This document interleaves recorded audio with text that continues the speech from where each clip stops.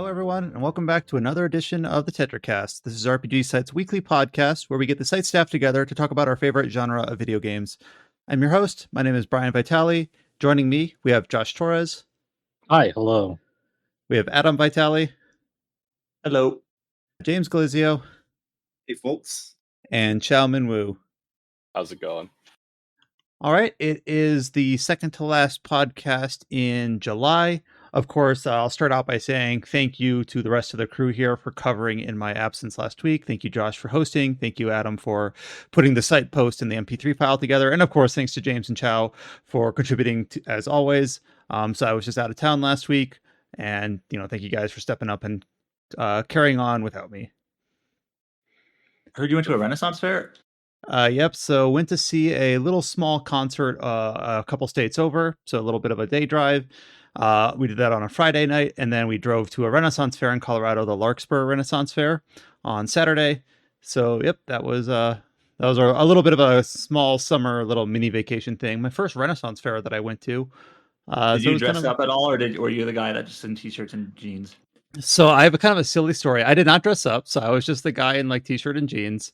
But the day before, this is very me and very like on brand. So of course at the Renaissance Fair, they have tons of shops, not only for like paraphernalia and stuff, but also like, hey, do you want to dress up next year? Here's where you can get like your tunics and your chainmail and your weapons and your like kilts if you want a kilt or whatever. But I had literally been in Denver the day before, in Denver the day before. Aurora, Colorado, actually. And we stopped by a micro center, and I had spent a little money there. So like, oh no, I already spent too much at the micro center. I can't spend quite as much as the Renaissance Fair. So I didn't get any like gear, any tunics or anything this year, but next year, maybe. What'd you get at Micro Center? I just got another, so I have a lot of computer components. I'm going to rebuild my PC for Baldur's Gate 3 and for Starfield. I got a just a Western Digital like 4 terabyte SSD drive, which are not cheap. They're way cheaper than they were, but they're still not cheap. But I got something similar too, but it wasn't from a fair though. It was from Amazon Prime deal. So. Well, yeah, this wasn't at the fair. This was at the Micro Center the day before. But yeah, my new computer build. I'm trying to not have any SATA hard drives or solid state drives. Everything's going to be on the motherboard with the M2. So hopefully that'll clear up. Fewer cables, the better. IMO. But yeah, I went to the Renaissance Fair. I got a couple things from my family, a couple little gifts and things. I will also be out for some work travel later in August. Let's just state that up front. So of course, thank you all preemptively for conducting things in my absence as the weeks go on. Yeah, so I mean, that's what we're here for. It's okay. It's all yeah, good. Thank you, Josh, for hosting. And you've done it a few times now, so always good to know that you've got my back in case it's needed. And of course, I'll have yours if the opposite case is true. I'm just going to ask you a question. Since you went to this Renaissance Fair, there's people actually driving all the way to our city, because in Canada, we're one of the few 30 feeders that have Oppenheimer in 70 millimeter. Actually came all the way here just to watch the movie, only to have technical issues where the movie just. I had heard like some of the Oppenheimer 70 millimeter IMAX showings, like there was power issues in one of the theaters because there's only like I'm gonna get the number wrong, but like 20 theaters in the U.S. and like 13 of them are in California or something like that, or 20 theaters in North America that have like. You got to watch this movie on film, and you got to watch it in IMAX. You can do one or the other. You can watch it like on digital IMAX, or you can watch it on like standard format film. But to watch it in both, people will travel several hours to do that. Couldn't be me, but I know I'm not a film movie buff. Only for a few theaters to have issues with power or issues with the audio. I guess All right. Wait, finish your thought. I was going to say just the true projectionist when it's not just a digital projector like the actual film reel. It's a dying breed. Not all the theaters know how to do it anymore, apparently. Yeah. Since we brought up the topic, I have to ask: are you Team Barbie or Team Oppenheimer? Team Oppenheimer. I'm never going Team Barbie. Sorry. Dang. I think you have to have one with the other. They are. You need to experience them both, like a nice contrast. They are forever linked together It's like chocolate and vanilla ice cream. It's like you're the type where it's like you can't have one or the other. You need to always mix them. It's like a Reese's cup. Yeah, there you go. Okay, got it. I don't know like which. I'm not a movie person. I don't know which publishing house like is behind each of those films, but I want them to come to Blu-ray with like a double pack. I want to get like a 4K Blu-ray digital combo in the same box. That's what I want. I want the experience where like you have both running at the same time. And one's like a picture-in-picture or split screen experience, and then like if it's like a picture-in-picture, it'll like switch between one or the other at like certain points. If not, then like a true split screen experience. That's what I want. If they won't do it officially, I'm sure the gray market will cover us. Oh yeah, I'm really looking forward to that. So yeah, of course, we've talked about on previous podcasts the deluge of games that are coming out in late August and early September. Of course, we have a few people working through being able to cover those games when they come out. We're looking forward to trying to schedule out exactly how that's going to all shake out over in the next couple of months. And those of us who don't have access, me, are going to have been working through some of our backlogs. I've currently you guys discussed this on the podcast last week when I wasn't here, the surprise shadow drop of Dragon Quest Treasures on PC. So I put a few hours into that. I'm still finishing up Zelda. I know a few other people are working through like Final Fantasy and a few other games still. But we're going to start our discussion here with a game that I know I've watched a few people play here on our Discord channel that I don't really know much about. So I'm eager to see you guys discuss this game, and that is the game Remnant II. So I'm going to tee this conversation up by showing how ignorant I am. I remember a few years ago, a game came out called Remnant from the Ashes that was kind of marketed and played sort of like a Souls-like action game. I know Souls are action games, but a Souls-like with a more action fast focus to it, with multiplayer components that were a little bit more standard compared to the asynchronous method that the Dark Souls games typically do. So I have no idea how accurate that is. Remnant 2 seems like it's focusing itself a little differently. It's titled itself a bit differently. But I know that both Josh and James have been playing this game a little bit. I'll hand it off maybe to James first. And of course, I know Josh and James. Well, no. Nope. Josh has played more than I have. I did finish it last night, but Josh has played more. So. Oh, okay. So I'll hand it off to Josh first. So Josh, what is Remnant 2? Have you played the first game? Does it play itself similarly? And what's a good comparison? I hate always saying like, oh, it's an action Souls-like, right? Because I have no idea if that's even a valid way to describe it. Yeah, it's tough to compare these games to any other. I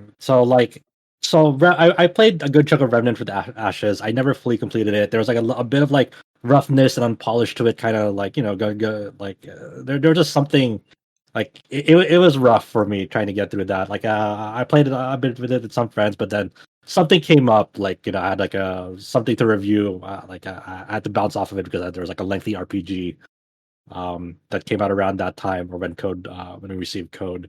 So it is a third-person shooter action RPG. The comparisons to Souls, like you can definitely see like the framework for it, like it's inspired by it, because they definitely have like these bonfire-esque things called world stones that you go rest at. You replenish your health, you replenish your ammo, and then you respawn enemies as you do so. You know, which is very much something that the Souls games, that's kind of one of their trademarks. Mm-hmm. And this game, both Remnant and From the Ashes and Remnant 2, are trying to do something differently that like most action RPGs are still kind of scratching their heads about, in the sense that like, how do you make something that's fulfilling in character building through world exploration, but you want it to feel fresh through replayability? So what does that mean? In these games, you're the primary component, the primary device that you're interacting is this thing called the World Stone. It's basically just like a floating stone, and you use this stone to travel to different realms, to different worlds. These are these different biomes essentially. So like in Remnant 2, one might be like a sci-fi world, another might be like the world of the fairies. So like they're like in this like very grand cathedral, very clean environment.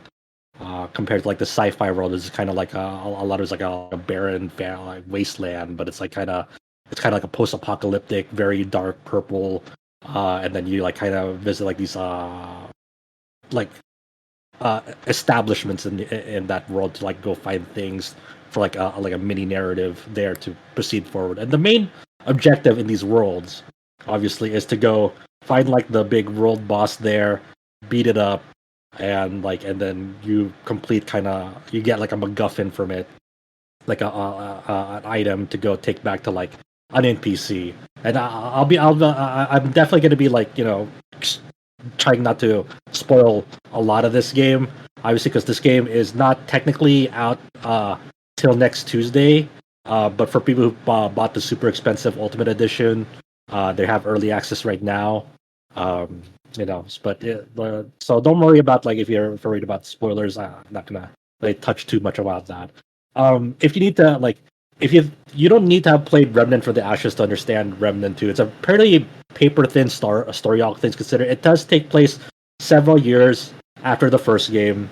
There are familiar faces that show up. You are still back at this Ward 13 home base, so a lot of like residents that you met in the first game are back there, but you're playing a new character.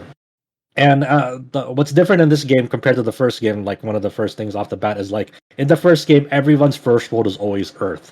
And Earth is kind of like it was like a very post-apocalyptic state. Earth, it was like drab, gray.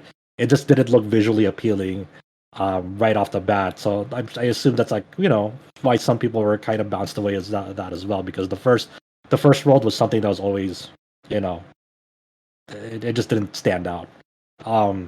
In this game, you can be placed into one of three worlds as at first. And your starting world is going to be always different, like from person to person, in that regard. And so once you start that campaign, the activities are set, so you kind of traverse through these worlds. So now, when it comes to like, okay, how am I engaging with this content? Like, what kind of what's character building like? In the first game, like the class system is called archetypes. And in the first game, you only had 3 archetypes to choose from. They're all pretty straightforward. They had like minimal differences in what their specialties are. They weren't that distinct or specialized in the first game. In Remnant 2, it is much more specialized. There's a lot of classes. You have like 4 starting classes with like the hunter, the medic, the challenger. The challenger is like kind of melee focused class, and the handler, which is that class is you're like you have a dog with you, and that dog, and you can like kind of build out that dog and whatever you want. It could be like a support dog, a medic dog, or like an attack dog.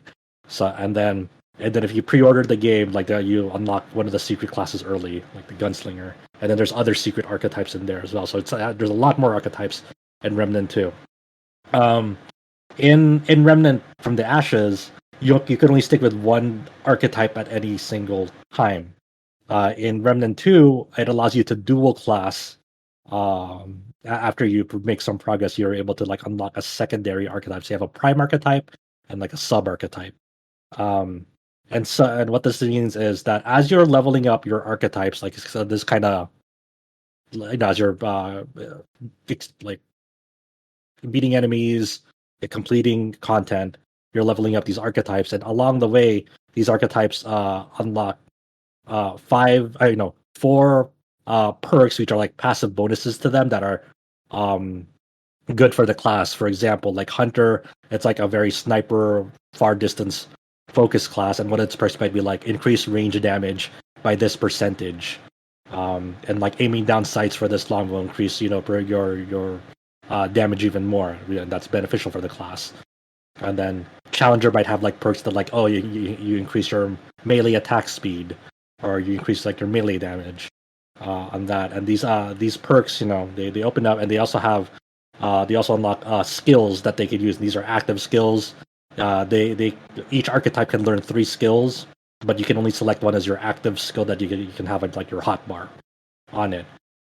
So when you dual class, you actually have the all of these available to you. So when you dual class, you have once they're leveled up, you have 4 perks that stack onto each other. It's not one or the other, and then you can select one skill out of 3 from both archetypes. You have one from say hunter and one from say challenger.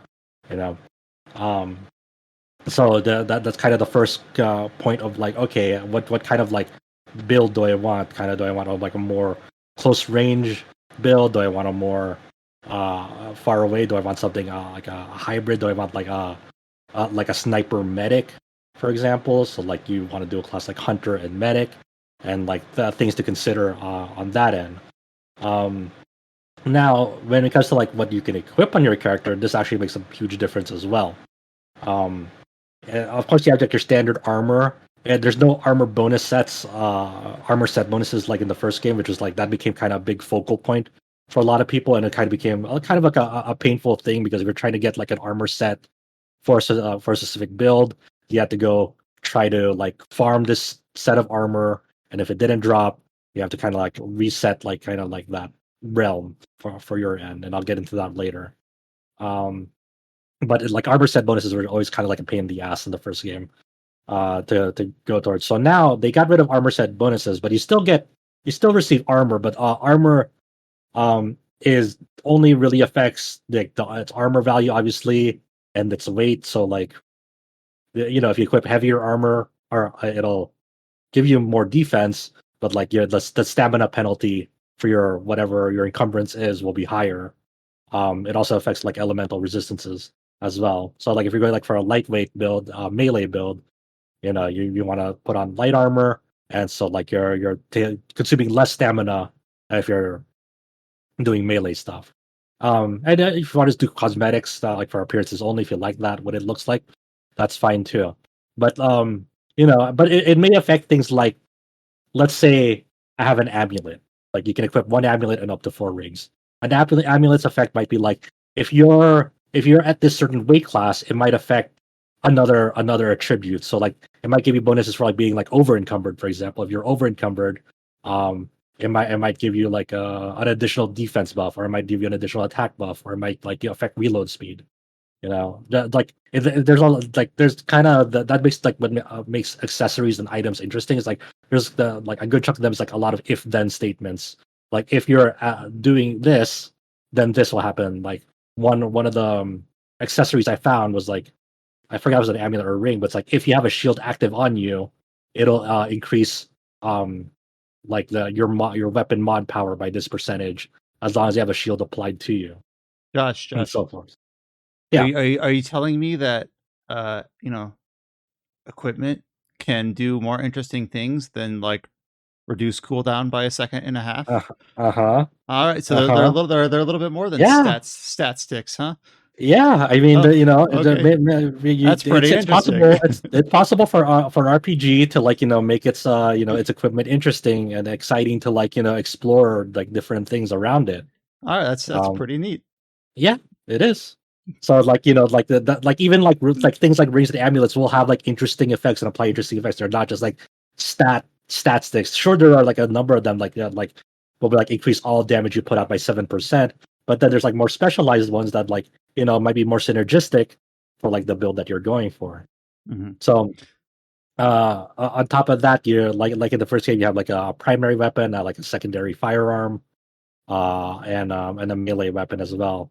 And each of these can have like a weapon mod on them. Like I don't know if starter melee weapons can have a weapon mod, but definitely like melee weapons that like you're crafting from boss materials do have a mod on them. But you can have a mod on them, and you can have a new thing called a mutator as well. And what these basically are like kind of like the active skills that you can like toggle on them. So for example, I have this long gun rifle that I have on me. It's like a pretty special one. I crafted from a boss material. It has like a 10 bullets per magazine. And its special power is like it'll like astral it'll like make my character kind of look like it's like has like a transparent celestial thing going on, but the main thing that it's doing is like it's putting me like into another realm in which my gun has infinite ammo, and doesn't need to reload for a set amount of time. So that's a really good mod for it. If you need to you just start wailing on something and you're trying to burn it down as fast as possible, hey, flip that on, and you're good to go. And then this is it comes back after a certain amount of hits or normal hits again. So the of course there'll be traits and accessory effects and sorts that can affect hey, your mod generation, you're increasing your mod generation, so you can get it back faster if you interact with other systems as well. And then another weapon mod effect, for example, will be on my sidearms, it's kind of like a double barrel shotgun almost, but it's like a pistol. And it can fire off a shotgun of lasers, and it has 2 stocks of it too. So I can fire off two stocks of that laser shotgun, but it doesn't take away from my max ammo. So it's an additional two bullets that as a result when I flip that on. And then you have a mutator on these that can affect different things about it as well. So a mutator can be hey, every time you need to reload, you put a shield on, a temporary shield on, or if for a melee mutator might be for every hit that you swing and make contact with an enemy, it gives you a buff, and that can stack to a certain percentage, right? So for an example of a build that I was doing, because to kind of paint a picture of how do all these different aspects of character building work together, what does a synergy look like, for example. So I found a unique gun very early on. It only contained 1 shot per magazine. It's like an arbalest. But this 1 shot will bounce between nearby enemies and walls for a certain amount. So it paired really nicely with a ring that gave me a shield that activated once 75% of a magazine was spent. So of course, every time I shoot this gun, 100% of its magazine will be spent until reload. So I got that shield. I always got that shield pretty regularly every time I shot. So now on top of that, there was an amulet that I wore. It gave me buffs to that weapon's mod damage because I had a shield up. So now that weapon's mod was basically, if it was up, it would mark anything that it would bounce off of. So say I shot 3 enemies and it bounced off of them once, it marked them, and then I could rain down a sword move on them because they were marked, and would hit all of them. And if I had a shield up, it would buff the damage of that sword weapon mod that came from the heavens. And then additionally, the mutate on that gun, buffed the first shot that was fired off of anything after reload. So anytime reloaded, which is always after a shot, it would buff the first shot. And since there's only 1 shot per magazine, I'd always shoot that buff shot off of it. And that's just a very, very small example of how you can synergize how you're building your character, what they're wearing together, or what kind of build that you're going for. And not only that, but with something that initially seems like a weakness, where it's oh, this thing only has 1 magazine, that's going to be some drawback that I'm going to have to contain with. No, not necessarily a drawback if you find stuff that synergizes with it well, because if you find something that synergizes with the first shot in your magazine, or when your magazine is fully used up, then those all factor in all at the same time. Yeah. So and that's kind of the flow of the game. It's it's a very replayable. After you're done with a realm and in a campaign, you can open up to adventure mode, and you can re-explore that realm, but under a different seed that's separate from the seed that you got in the campaign. So let's say I wanted to go explore more of the sci-fi world, but I already explored as much of the seed as I could in my campaign. I could start that in adventure mode and explore a new seed of that sci-fi world that wouldn't affect my campaign progress on that. Or if you want to try a higher difficulty, you can actually re-roll your entire campaign progress, so you'll wipe the slate clean and basically start a new campaign, but on a higher difficulty if you want a higher challenge for yourself. I don't know if there's any locked items on higher difficulties in this game. I'm aware that in the first game, if you played on hardcore mode, there would be some items. It wasn't game shaking or anything, but I am aware that there were some items that were locked behind hardcore only. in Remnant for the Ashes. I'm not sure about this game because hardcore is going to be tough to do. It's hard to do in these games. You die a fucking lot. You die a lot. And I forget if it was in voice chat or something that you just threw in a Discord chat. But if I remember right, you either started the game on the normal difficulty and you're like, wow, this is way more challenging than I thought, or you started higher and you're like, oh wow, this is a bit off more than I could chew. But it sounds like in general it's just a pretty darn tough game. Yeah, I started out veteran solo. That was really hard because the enemies hit hard in that, and like you had limited. Of course, when you're starting out, you have very limited healing items. Early on, you have very limited firepower and what you can do, and like it felt very over my. And then like I toned it out to survivor, which is technically the lowest difficulty, but it's like kind of very suited for solo. And that's still tough. Like the enemies still hurt in that mode. You can't just run and gun it and be like all willy nilly in this game. You have to play very deliberately in how you approach things in this game. So that's like that's how I was able to observe like, hey, what are like kind of differences in like what a new playthrough is compared to my last playthrough. So like when I re-rolled the campaign, I started in a new realm. When the second realm that I interacted with, I entered it, but it was like at a new starting point in that realm. Like that I didn't start at the same place, and even then, like the main story things that you do in a given realm could be totally different. Totally like different.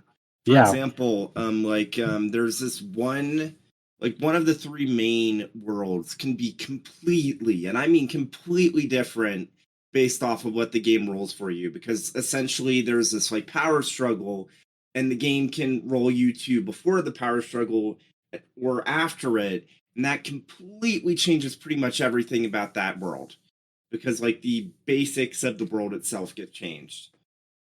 Yeah, the like I want to hear like what your experience is so far, James. Like we co-opted a little that one time, but I we did didn't. want to ask like how the co-op worked in general. Oh yeah, it's very easy. Like it's very like you hop into a friend's world or like you can open up to the public and like your progress is separate from there. So whatever you get from there, like items and stuff, you take back with you in that into your game. So like anything that like discover, it's with you.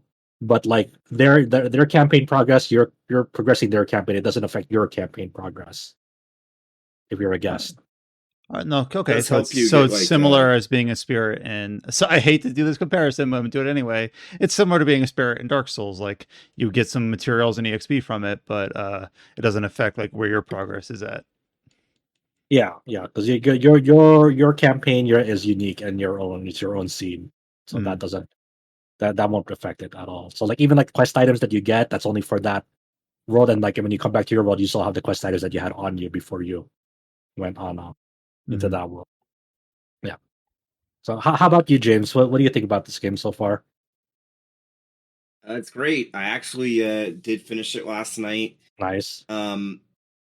Man, a lot of the bosses in this are like insanely good.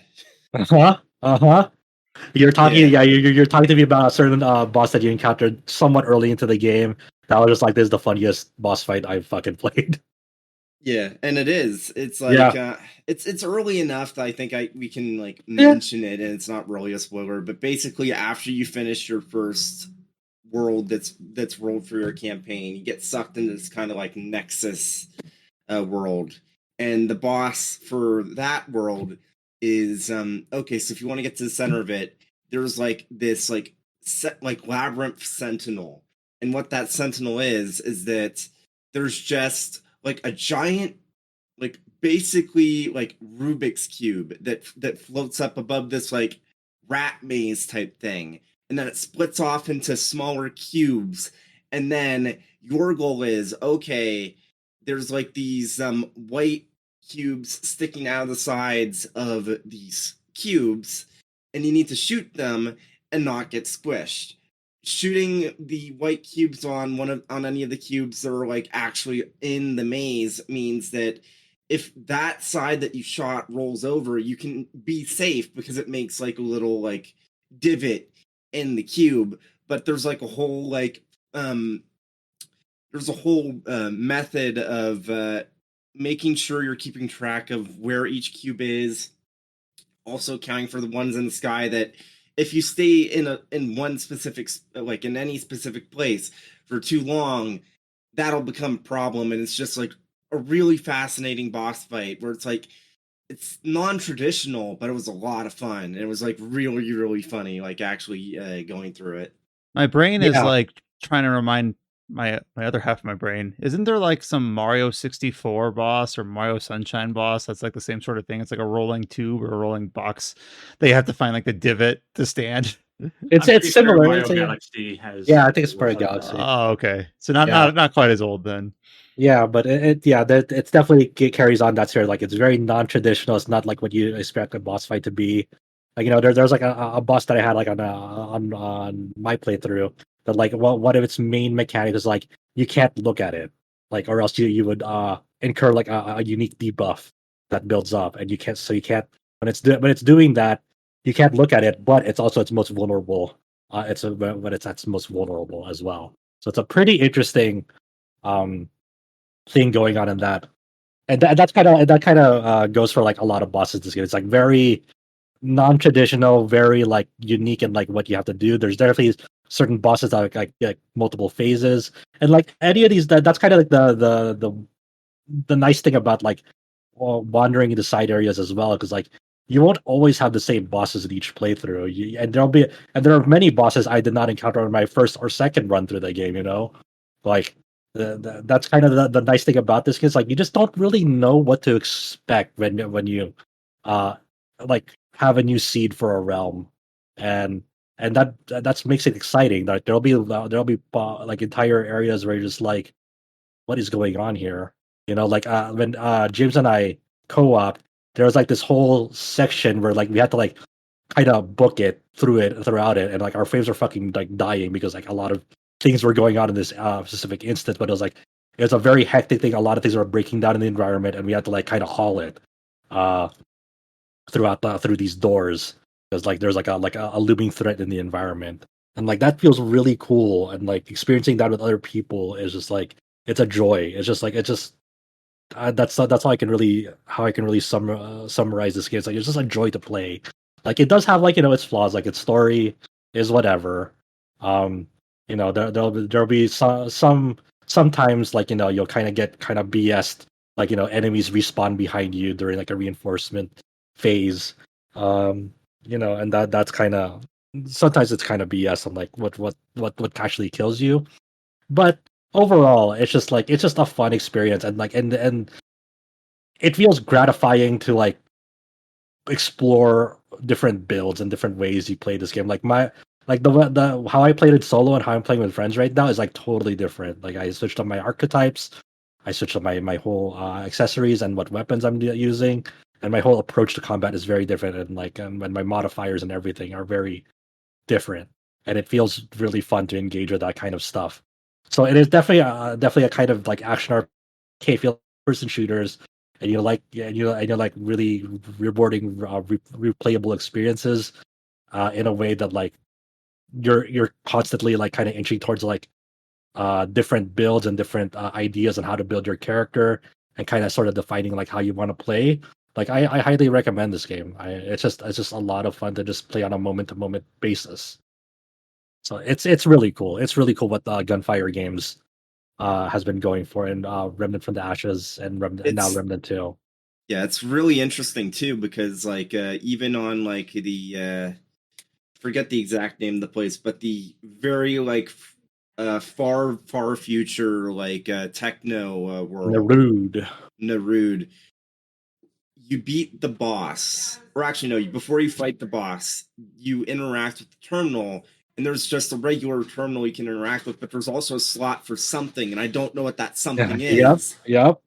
And it's like, it makes me think, could you just skip that boss entirely if you go through the process of getting this like hidden item that you can slot in there or something? There's also a bit of Resident Evil in this game as well. For like when I was going around this another realm with some friends, and like we came across this locked door, and we had no idea what to do. It's like after this like a somewhat annoying jumping puzzle, and like we just didn't know what to do, so we kind of didn't mess with it for a bit. Then we came across this quest item, and like I was like, does this work with a door? And it's like, no, like it's not showing up. What's happening? It's like we're just scratching our heads over it, and like next day, this morning, my friend was like, oh my god, you go to inspect and you rotate that quest item that we picked up, and it turns into a key. Like you notice it's a key, and that registers it as a key, and that's what you use to open that locked door. Or and even that aspect, like when it comes to like a storyline that like they try to figure out who the imposter is among like these like three like rulers. There's like a narrative going on. Inspect this quest item, and like under like at the underneath like that item that you pick up, there's like a symbol, and each of these like rulers is associated with symbols. So this quest item, if you look underneath it, it shows you, oh, okay, like when I'm accusing one of these rulers or something, I know it's because of the quest item I picked up, and their symbol was on it.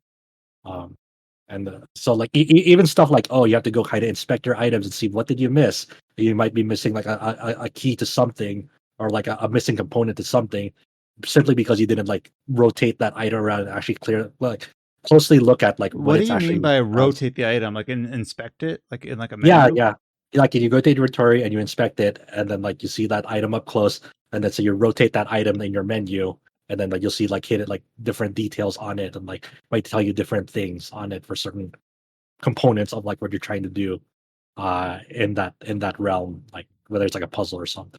That's really neat. So, that almost seems like adventure game-ish. Yep. That's kind of neat. And so that yeah, so Remnant, like it's juggling a lot of things around that, like different genres, different components of like different genres. But it does it really seamlessly and really well. Like it's very well thought out, and like Remnant 2 is bigger and better. It is way, way, way, way, way prettier. Like I think it's still using the same engine as the first Remnant, but they just polished it the fuck up to like the nth degree. Like it looks so much better. It's actually an Unreal Engine 5 game. Oh, is it? Oh wow. Yeah. Okay. Yeah. I will say that the game's performance, because it's Unreal Engine 5, is pretty intense. Like it absolutely expects you to be using like DLSS or FSR. So yeah, it's defaulted me to that right away. So it does kind of lean on that, and also like even like there are some like sequences where it's so chaotic and there's so many shadows going on. Like it cannot maintain the frame rate. Like usually for me, it can maintain like a pretty frame rate, but there are just some activities behind these doors that just like there's so much going on that like it just cannot. It just buckles under the load. It's like, okay, yeah. We can't do this. Yeah, apparently there's like some set locations where shadows for whatever reason are like absolutely decimating the frame rate. So if you're having performance issues, maybe set shadows to medium. That might help. But also basically, I'll say this, and I'm sure you probably agree. DLSS is really good in this game. Don't be afraid to use it. Yeah. The integration of it is like there's very like for me it's a very clean image, and like there was it like a lot of this game like the visual fidelity like remains consistently high for me under DLSS. Like it's don't be like James said, don't be afraid to toggle it on and kind of fiddle with your settings. Like it's well optimized. It's a well optimized game. Like but at times it is so ambitious that like it just crumbles. Is the multiplayer of this game limited to 2, or is it up to 3 or 4? Three players. Yeah. Is it crossplay or is it not? Do you know? It is not crossplay. That is the one thing that I would say is a major issue with this, because it's like you're using Unreal Engine 5, you're using Epic Online Services. Why aren't you having it be crossplay? It's a co-op game. Yeah, that is weird. That is not crossplay. That's what they're using. So, I don't know if they have any plans in the future to do that as well. I don't know what their post launch plans are. I know the first game got some DLC updates. I don't know what their obviously this is probably going to get DLC as well, but I don't know exactly how frequently, because with the way it's like presenting itself, it's like establishing a solid base that like is a pretty complete game from top to bottom. But it'd be pretty easy to build on top of this with like entirely new realms and new content and new activities. I have a question for you, Josh. Yeah. Did you ever figure out how to open the one funky door in the labyrinth? The one that has the one that has like all of the like red corruption artifacts around it, but looks exactly like the other portals to the other worlds. I didn't actually figure that out. I have no idea. Maybe someone will figure it out. I have no clue. There are definitely parts of that labyrinth area that just kind of blew my mind because there are like some portals in it that like kind of flash and like to different places and like Yeah. and like the way you navigate some parts of that environment is like kind of lining it up with like not only the correct image that's showing at the portal, but like when you decide to go through that portal as well, to like maybe slingshot to other places. Yeah, can I also say that like some of the puzzle solving and like platforming in this game is like really, really good. Like in Losman, I think that's the name of the Yeah, the low area. song. Yeah. I know what you're talking about. There's a giant clock tower, and there's a quest that I found where it was like, okay, the clock tower stopped, and the reason why is that apparently as it was moving, it basically made it like a magical hotbed, which basically made it like attracting all these enemies. So the person that was in charge of handling it took a key gear out of the mechanism and dipped, and you can find where he lives, and it actually says, hey, so I hid this, here's how you'd actually be able to open this. And the puzzle basically revolved around, here's a cuckoo clock, and you need to figure out, okay, what time do you need to set the cuckoo clock to actually open it up and get that gear.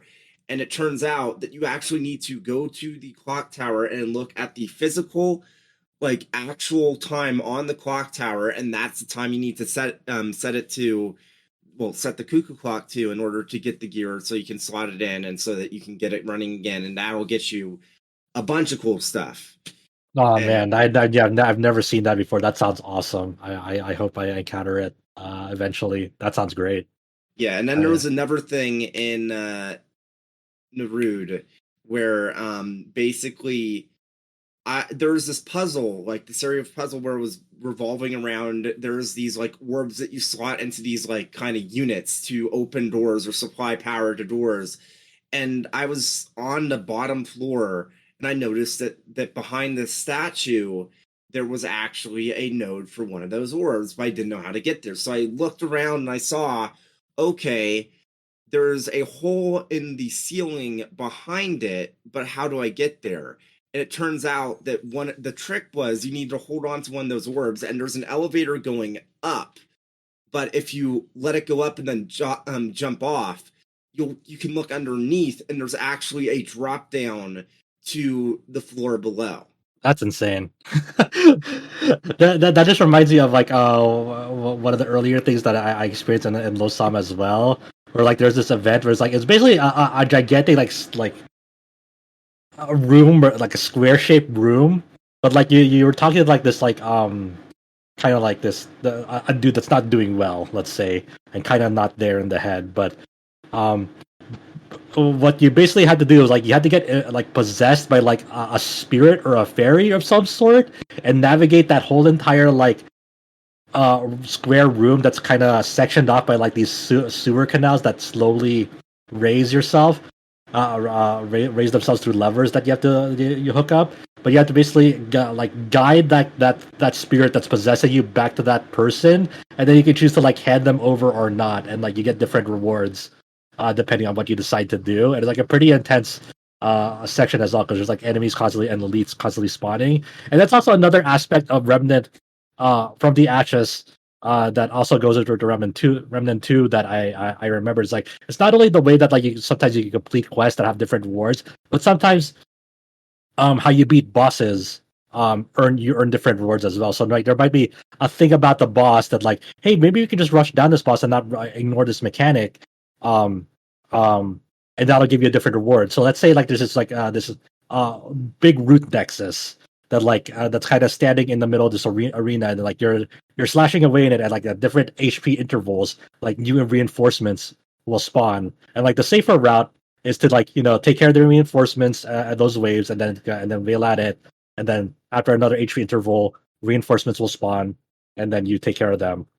Depending on what you do, you'll get different rewards depending on like if you just rush that root nexus down and just deal with all the enemy ads after. It's like pretty tough because everything's just spawning on top of each other. Or if you take the safer route, you'll get a different reward.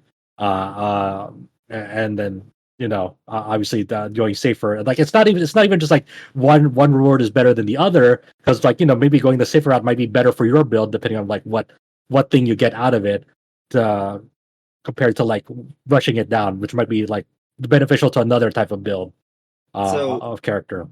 There's a lot of different I would love to see what the like branching paths are for like all these quests, because there was this in the forest area, there was this like forest spirit that I talked to and like had this whole conversation with before I challenged the boss.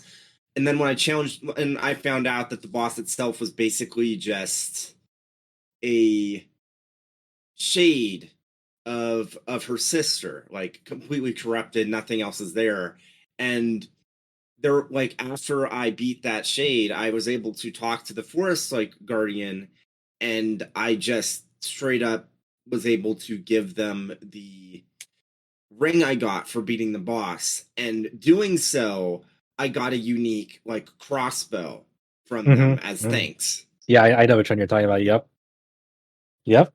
And you can choose to keep that ring, and maybe that ring could be used elsewhere, or you can keep that ring if it's beneficial to your build. There's even like say items, like say like you get a helmet, but it's just a helmet. There's nothing there's nothing else with it. There's no like gloves, there's no coat, nothing else. Sometimes you can just like get like a helmet, and like what that signifies to you is that, oh, if you get like this helmet and nothing else, like, because usually armors come in sets in this game and like all drop together, but if you only get that helmet, you can actually there might be like an NPC that you could talk to, and if you speak with it only with that helmet, like if you have that helmet on, you might get different responses, or that conversation might go up end up being different because you have that helmet on. So it's kind of like a quasi quest item as well for a certain way you interact with NPCs, because that is a known thing Remnant does as well. So it's like I think there's a tweet or a message from the developer before this game came out, where like they put so many like elements in this game that like even no one internally, even like their playtesters that are like play this game for over 400 hours, like no one has like 100% of everything there is to be found in this game yet. And a lot of times you'll see people say that about like procedurally generated games, and I'll just say this. I mean, this, if you didn't know ahead of time that this game was procedurally generated, I don't think it would really register, because it just works that well in practice. Yeah, the way that they made it a lot more seamless, these environments, they made it way more natural and organic feel in terms of exploration compared to the first game. Like it is very impressive. Like I am having a blast playing this game. Yeah, you put another way, listeners, you will be hearing about this game during the RPG of the Year deliberations. Oh, yeah. You think that? I think very highly of it, and it's neat that James thinks highly of it. It is easily in my top 10 personally. I have to think about if it's in my top 5. It has a strong shot of being there, but like I love playing this game, and I recognize that it does have faults, it does have flaws, but the moment to moment gameplay is just so fun. And like for me personally, it is like a breath of fresh air, like in the action RPG space, because after playing Diablo 4 and FF16, like I have more fun with this game than I did with those games, solely because like it lets me engage with it in a pretty cool like RPG fashion. Like like character builds are cool and gratifying, and the way to like achieve those builds is by playing more and more content of this game, and like the things that you're doing in this game is not always the same as like what you did in your original playthrough by its nature. So like it's just like seeing these things play out like differently as I play with other people is like it's like so cool, and like I always have like different ideas of like when I like find a new ring, a new amulet, a new weapon.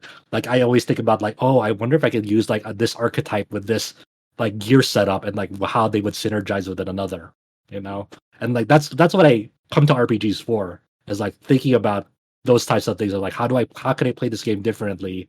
How can what sorts of like builds and class can I make? And like will they work with each other in a way that is like theoretically in my mind, does it work like that? And usually the answer is yes, it does in this game.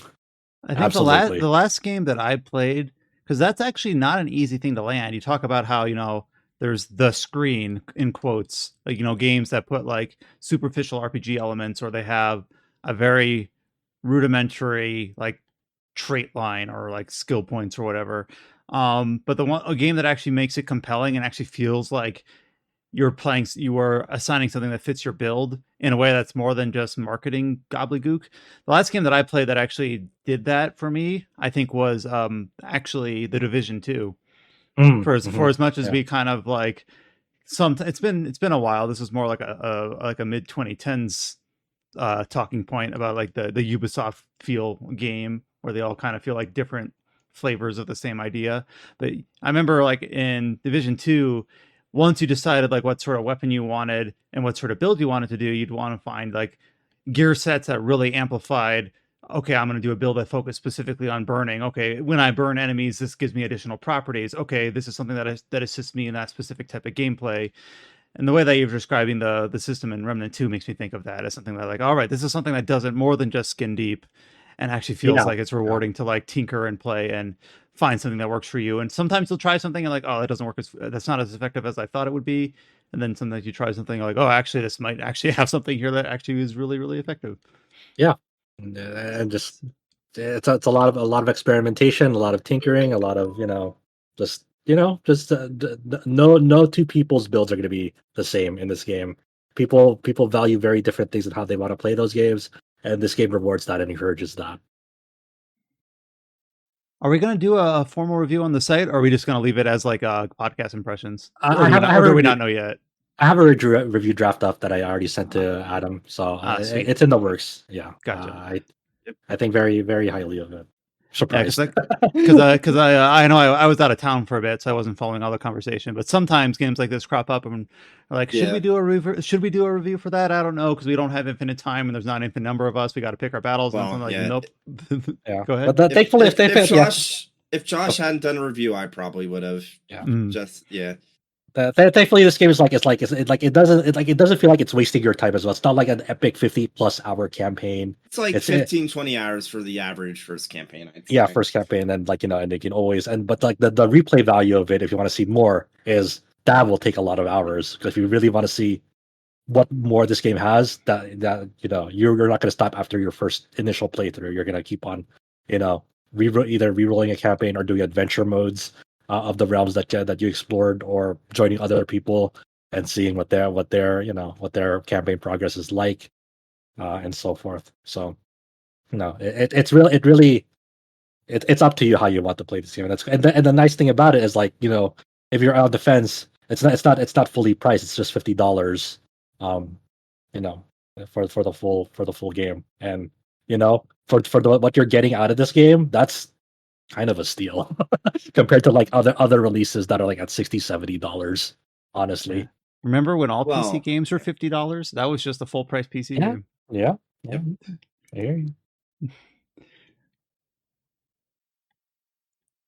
The next game that we have on the list to talk about is, I believe, Josh put this on the list, even though it's a game that I normally attribute to Chow, and that is, I hope I get this right, Fate Grand Order.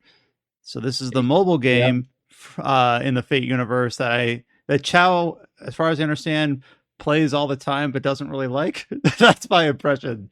I did not play this all the time. I played this game from the beginning, from up to at least chapter 4. I mean, like the 4th singularity or whatever it's called. And man, the story bored me to tears. He didn't make it past the when it gets good. Because its weakest parts are its most early parts, because it fucking sucks. Because like when they initially developed that game, it's like, oh, we'll just kind of put like a throwaway storyline in it until it made a shit ton of money. It's like, oh shit, it's making us a lot of money. We should probably put more effort into like this game. So, So basically, from what I heard from the community, it's like it doesn't get good until they got Natsu back to write it for them. He carries this entire franchise on his back. Well, it is his baby in a way. I mean, there are good stories in it that aren't written by Natsu as well. It's just like the strongest ones that people like are from the original Fate Stay Night author. I think the shit tier story is like I think it was like the Abigail one or something. That wasn't written by him, so there you go. Yeah, but that's why I hear that was the shit tier one. Like some people like that story made them like quit the game almost or something. Like yeah, Agartha sucks. So why are we bringing up this fucking godforsaken, like borderline infamous, if not infamous game of like Josh, why are we bringing up this this is the trash tier scam artist game, but it has a good storyline. So a lot of people, I'd say over 90%, if not like 99% of the people who play this game do it because they like the story. Like it definitely has its fair share of like really good main storylines after you kind of get pushed past like the really awful first part of the game. So the reason we're bringing this up is in the global version of the game, with the English script and everything. Recently, the most recent story arc that came out was this. They call it the Avalon the Fae story arc. It is the sixth part of like the second arc of this game, because there's like the first arc, which is mostly trash until like the fifth chapter in it, and then it kind of has like a pretty strong finish, and then there's like this mini transition arc called the Epic of Remnant, which is has 4 main stories that attribute to it, and then after like this like kind of 1.5 story arc, there's this second story arc, part 2 of Fate Grand Order, which is talking about like these things called lost belts. And basically in this whole thing, the premise behind it is like kind of the world kind of stopped one day, where like the end of the world happened, the whole entire earth is kind of bleached, and there's this foreign god that like threatens kind of this whole storyline. And so what you have to do to kind of undo the world ending essentially is traveling at these things called lost belts. And these lost belts are they're mostly self-contained stories in which a lost belt is, how do I explain this?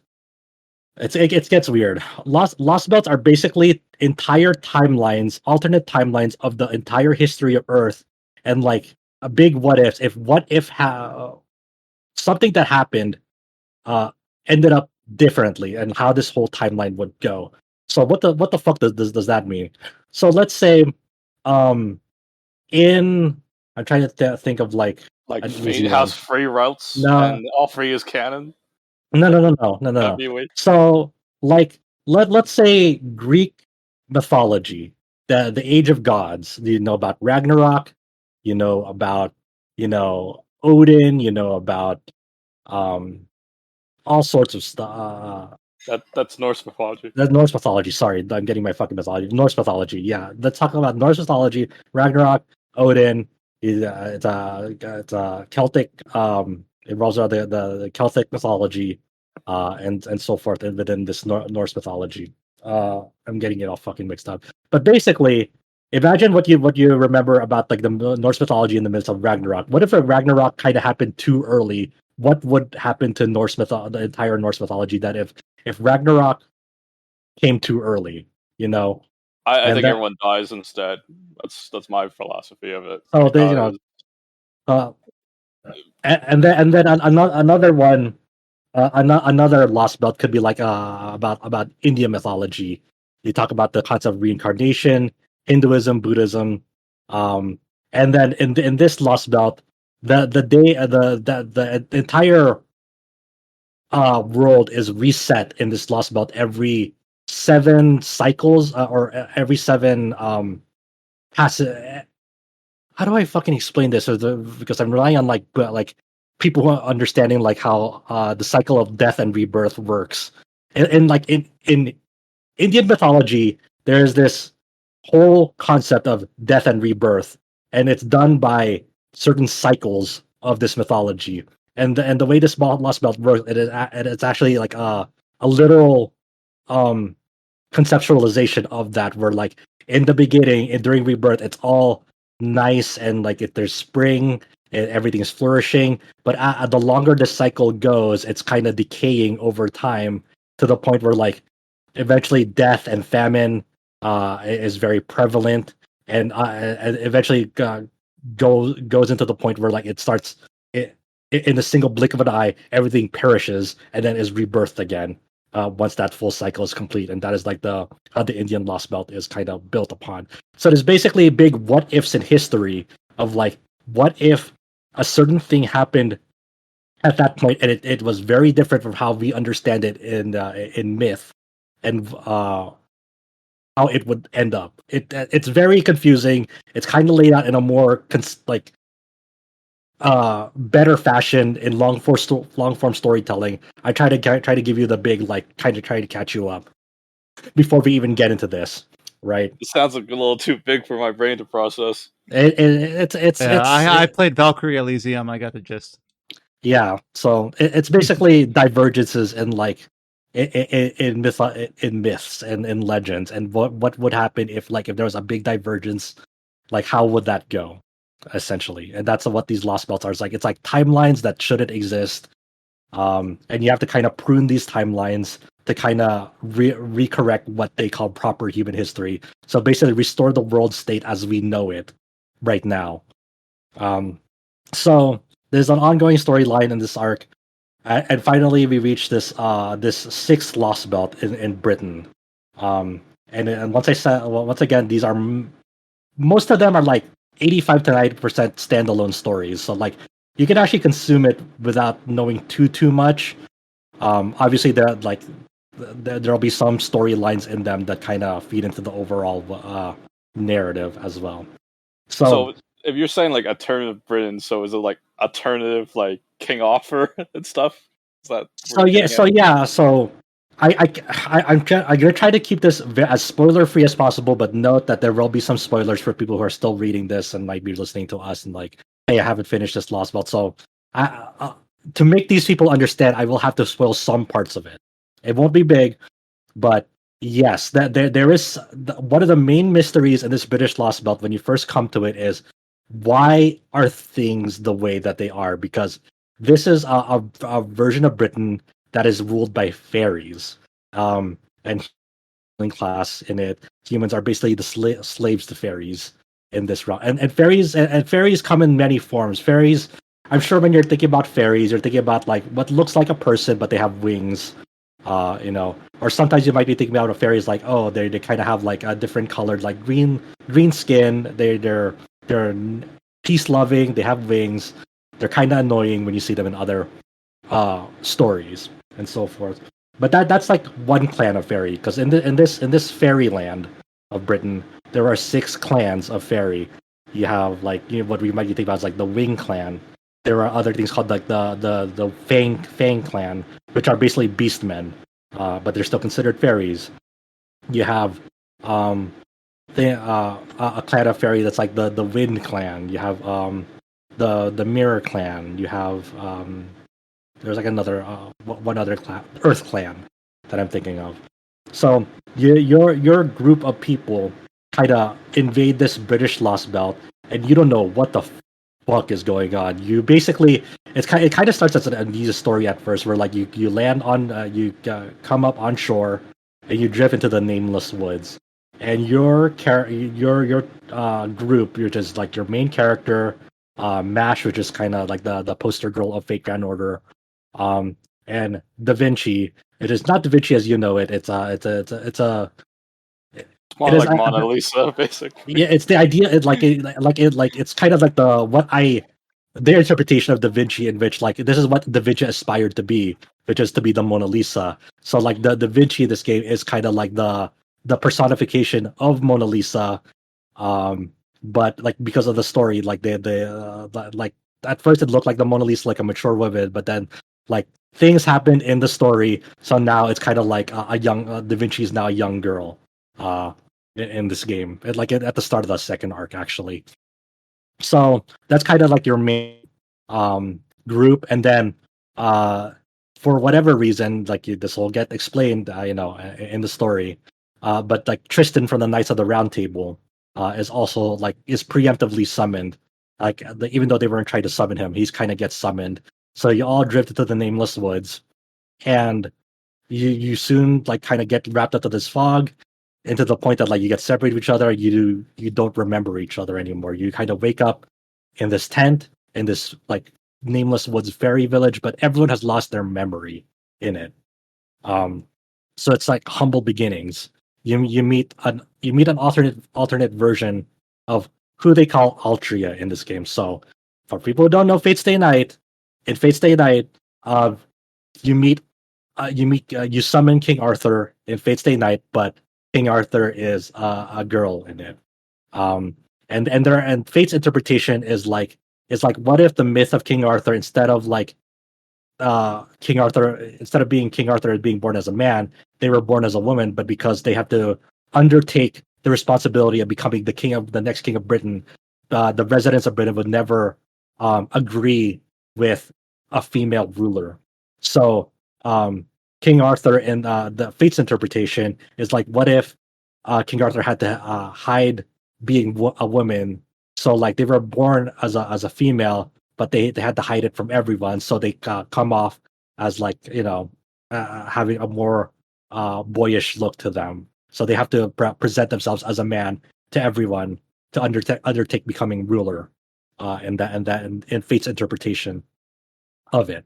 So we are introduced to this version of Altria, as they call it. Instead of Arthur, it's Altria. But it is not the same King Arthur that you know in Mythos.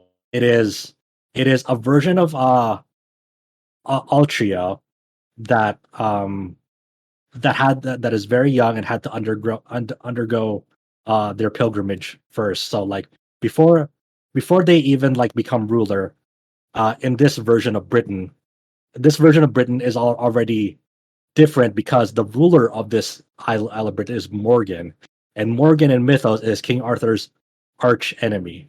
It is that Morgan is basically someone that believes that they're the rightful ruler. They're kind of the child that was kind of, how do I explain this from Mythos? Morgan was kind of supposed to be the ruler, but then Arthur took their rightful right as ruler from them. So in this alternate Britain, this British lost about, Morgan is the ruler, and to kind of I won't try to summarize the entire story here because it'd be way too fucking long. But basically, you eventually regain your memory shortly after, and you swear to help Altria complete her pilgrimage, because you have this prophecy that you're working under, and in this prophecy, the child there's this child, the child of prophecy, in which they are destined. It is their fate, their destiny, to go ring the bells of pilgrimage all across Britain before they confront the ruler of the throne, the wrongful ruler of the throne. So you travel around in the first part of the story to all sorts of lands in Britain: Gloucester, Wales, Norwich, Londinium, and so forth. And along the way, as you're assisting Altria with their pilgrimage, you are learning about each of the 6 fairy clans, and you meet their rulers. You meet the way that they're governing their towns. One of the rulers is like an entertainment district in which, as long as people are having fun, they are all equal under it. Meanwhile, there's another town where it's very, very strict with like, that the humans are the slave class, fairies are like the are managing them, and they're basically keeping humans around because for their culture, humanity's culture, because fairies don't have to eat, and fairies are very stuck in their ways. They have no need to advance culture, so they keep humans around as a sort of like source of entertainment and like for innovation. So, like, for example, the concepts of cathedrals and religion, fairies don't practice religion, they have no need for cathedrals, but because they like the what cathedrals look like, they build they build cathedrals because they kind of like the look of them, but they don't practice religion, So they're kind of sucking off of like humanity's innate need to innovate and come up with new stuff, and like that's their source of entertainment. They're kind of feeding off of humanity's culture from them. So that's kind of the basis of like how society functions in this Britain that should never have been. It's kind of like a land of lies, almost. And what I really want to try to drive home here is like this is unironically kind of the best story chapter I've seen in the video game this year, because along the way you're learning so much about the world, the culture. It is to the point that like when you're traversing across like story nodes in that map, there's a notes section that is like pretty much a timeline. It gives you a notes about like the entire history of like the Isle of Britain, but since you don't know a lot of it is like blank, and then it'll fill out as you progress the story more. And like the final point of that timeline of like 12,000 years or so, the final pip of that is like you arrive in Britain. That is the final like everything. There's a lot of things to learn about like the history of this Isle of Britain, and then the final point at that time is like you arrived in Britain. Your group has like arrived in Britain. So, and a lot of the history and of Britain that you're learning as you're progressing through the story is key to everything that is happening. Why did this Isle of Britain come to be? What is the reason? Why does the Child of Prophecy exist? What is the reason behind her this pilgrimage that she's doing? Why does she have to ring the 6 bells before she can confront Morgan? And then there's this whole mystery behind why is Camelot, where Morgan is ruling, why is it built by this gigantic hole in the world? What is this gigantic hole, and for what reason does it exist? And it is, and along the way you're meeting new characters that are relevant to the story. Eventually, like you meet someone like Percival, for example. He's the leader of the Round Table Army. You meet these knights called the Tam Lin that serve under Morgan, but they have taken the name of that and identities of like knights of the Round Table as you know it.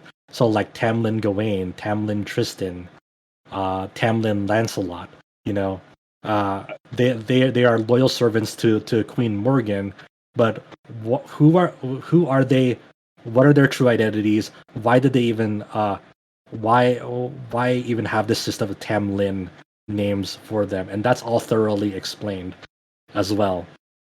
So and it just does a good job like explaining different points of contention and different story events from multiple perspectives.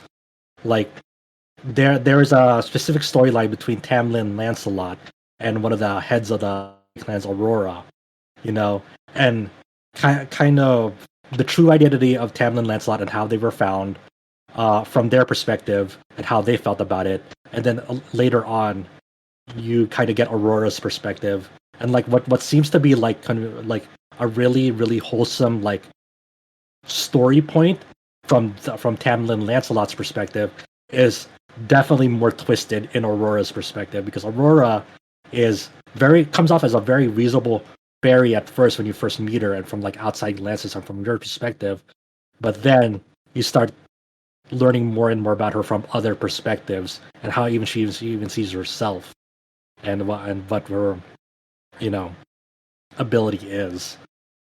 And it just it touches upon a lot about like very classical themes and twists them in a very smart manner. So for example, Altria's outlook on her bells of pilgrimage, she's unwilling. She even says it herself. She doesn't care about really the land of Britain and its residents. She knows she has to save it, but she's kind of unwilling because it feels like an insurmountable task. Like Queen Morgan is much more powerful than her, and she's just kind of like, I don't really want to go through with this, but I guess I have to do it for the good of the people. But it's more of a selfish desire to see it through than more so than anyone else's.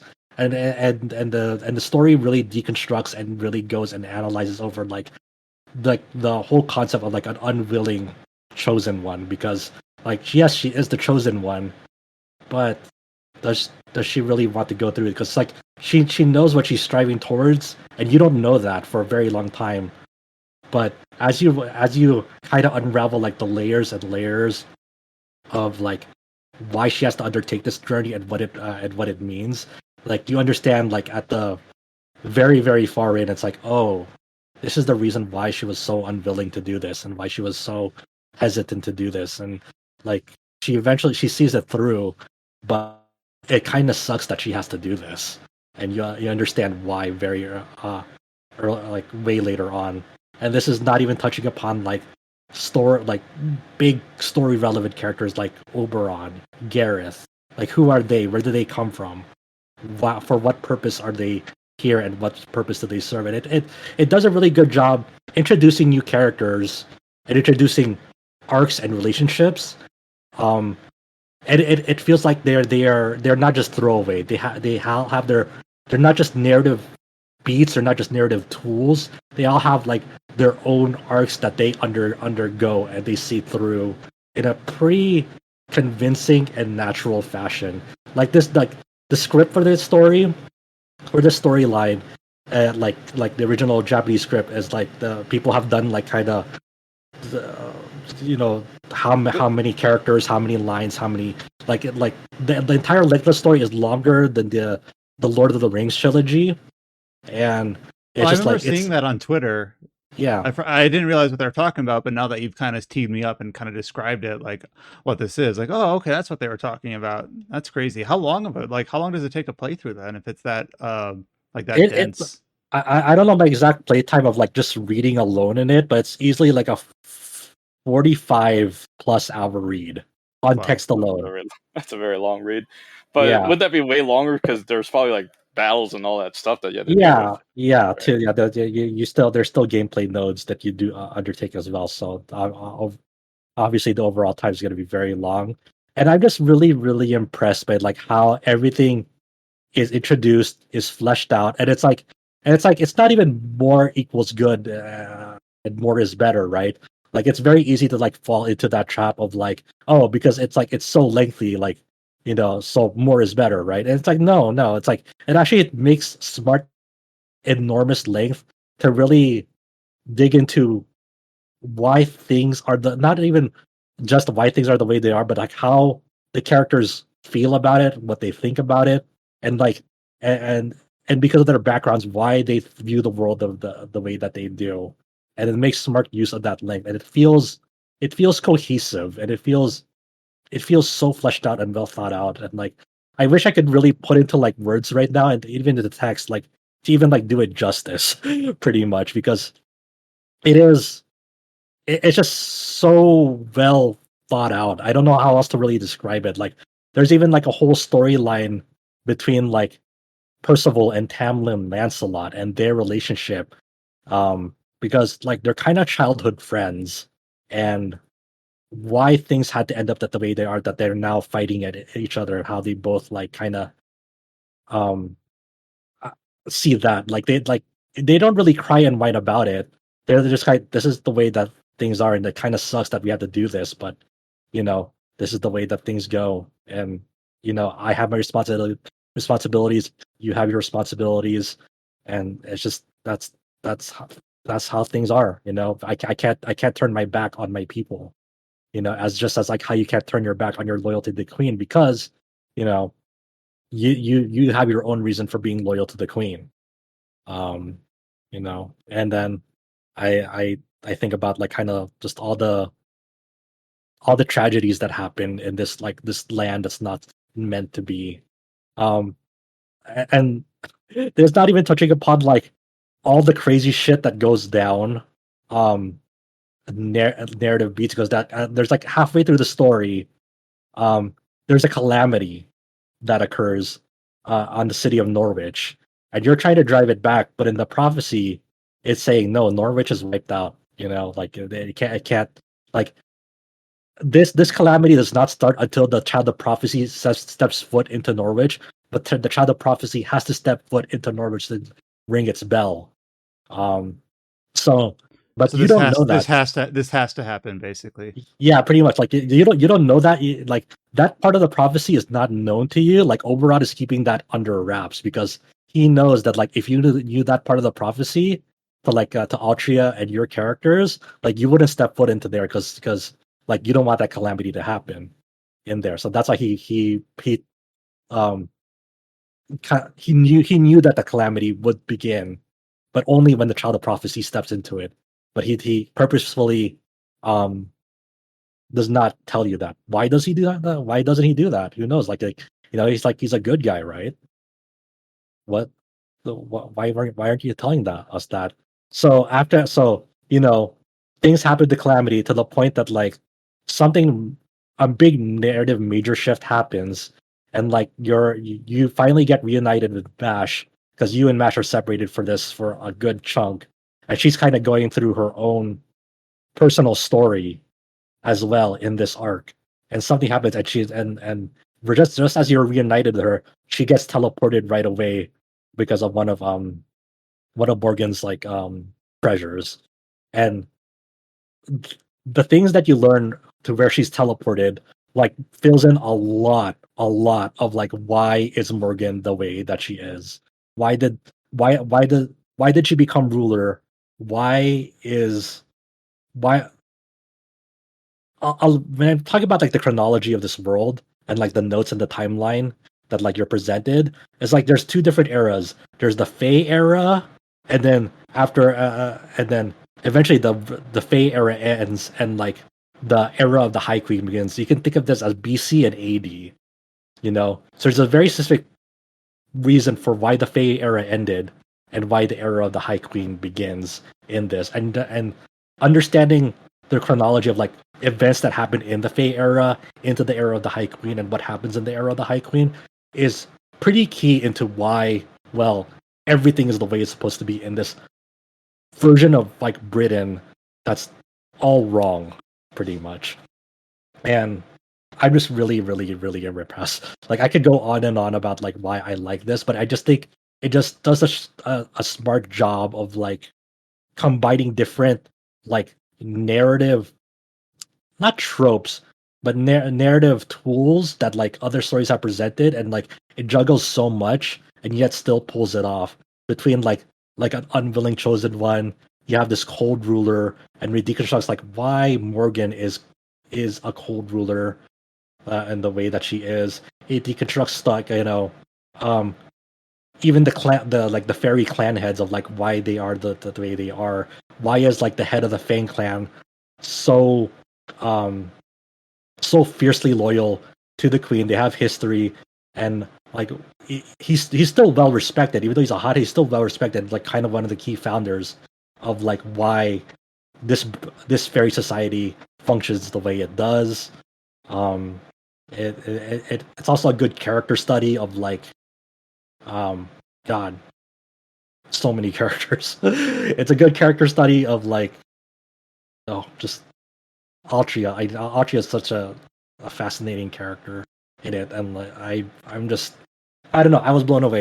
You got me kind of curious to see where it goes, but I think I'm just gonna YouTube it up. I don't want to deal with the fucking gameplay of that game. I mean, yeah, that's the other part of this equation. That's like that's the shame, right? It's like the barrier of entry to this story is like it's way too much for a person to ask, because like getting up to this story is like it's gonna be a lot of like really bad game to get up to this. That was gonna be my last question. Like, is this set up in a way where you can just start there, or do you have to like no, there's 4 arcs you got to go through before you have to go through the whole entire first part of the game. For once, I agree. Just YouTube. You can skip 1.5. Okay. And then but you start to play the entirety of part 2 up until this point. So like just like that, it's such a shame that like one of the best stories in games this year is like it just locked behind like a free to play mobile gacha game, which sucks. 2, you have to play a lot of that free to play mobile gacha game to get up to it. Fate fans are going to crucify you for saying the gameplay sucks. I mean, it does suck. I'm not gonna shy away from that. It fucking blows, dude. I hate it. I know, but it's like those people, they're ridiculous. They'll be like, "Oh yeah, it took like 3 years for them to like add a quality of life feature, like the back button," and the fucking fans on Reddit would fucking defend it, saying, "Oh, you should make better decisions so you don't need to use a back button." I'm like, who are these lunatics? You know, it's And like yeah, literally, man. and like even like I didn't like it. One, it's gonna be a lot of YouTube. If you really want to go down that route, I think experiencing it through YouTube would be kind of miserable because you don't have like the exact like text settings. Yeah, you kind of had to like press the button to skip the text a little bit, or it's not. Well, not like even one guy. Well, I don't know. Like I seen like one Grand Blue story because I didn't have the character because you had to unlock the character to get the story, and it's so painful watching on YouTube because the person seems like they read the text so slow. It takes like almost 3 hours for that guy to finish a story that only takes about 20 minutes to read. Yeah, and even then I have to like like pull up the log a lot and like it like to like understand like the context of like why like what they said and like kind of scroll up and like revert to what they said earlier. Like the text is dense. Like it's pretty fucking dense. It's well localized. Like the hats off to the fucking localization team for this Herculean effort. But like it is one of those kind of stories at times where like you kind of have to like kind of reread stuff to like understand what's going on and why it's going why are things happening that the way it is, because like when they're explaining like the mechanics and of like how this how things operate and like what the timeline is, you kind of have to kind of scroll back and read back of like, okay, they mentioned this earlier, okay, this makes sense. And like I had to do that like a handful of times to kind of fully wrap my head around of like what was going on in terms of there's a lot of weird time shit that goes on, okay, of what narrative beats you're dealing with. The way you're describing this sounds like Final Fantasy XIV Echo. The main character would constantly get these headaches, and then it gives you a flashback to explain people's backstories for locations where the MCU can't be at, right? So, yeah, I mean, like Percival's like backstory with Tamlin and Lancelot. That's kind of like him talking to himself and reminiscing. Like it's not like something conveyed to the character always. It's more for the reader's benefit of like understanding like why Percival and Tamlin, Lancelot, what their background is with each other, why they're so conflicted about facing off against each other when they first see each other in the story again. You know, you don't have that knowledge as a reader, so the story will actually like give you a little bit like introspective when Percival's thinking back to like the first time he met Tamlin and Lancelot, and what their experience was growing up together as childhood friends and so forth. And like even like small storylines like that, like it left me captivated. It left me really like it gripped me. I was like, oh, okay, this is why this is really interesting, And that's only just one part of the cast. There's like another part of the cast, like the whole storyline behind like who Oberon is, like why, why he's so cool, I guess. I can't stand his art. I looked at it, it's like, man, he looks so out of place in the fake I game. love Oberon's art. He's great. He's one of my favorite characters in that whole fucking series already. No, I don't know. Like, if we're criticizing art, I feel like certain characters do look out of place. It's like, oh, this guy look like that, and this person look like this. Like, oh, so like, I guess there's all this thing of saying like, kind of vocalizing like, hey, it really sucks that like one of the secret best stories in games this year is like locked behind this, and I'll write something up about it that's like more eloquent and more elaborate and more. Better spoken, better conveyed than like what I'm speaking here. Like I'm not surprised that it has an excellent story because that's actually the selling point in certain gacha games too, right?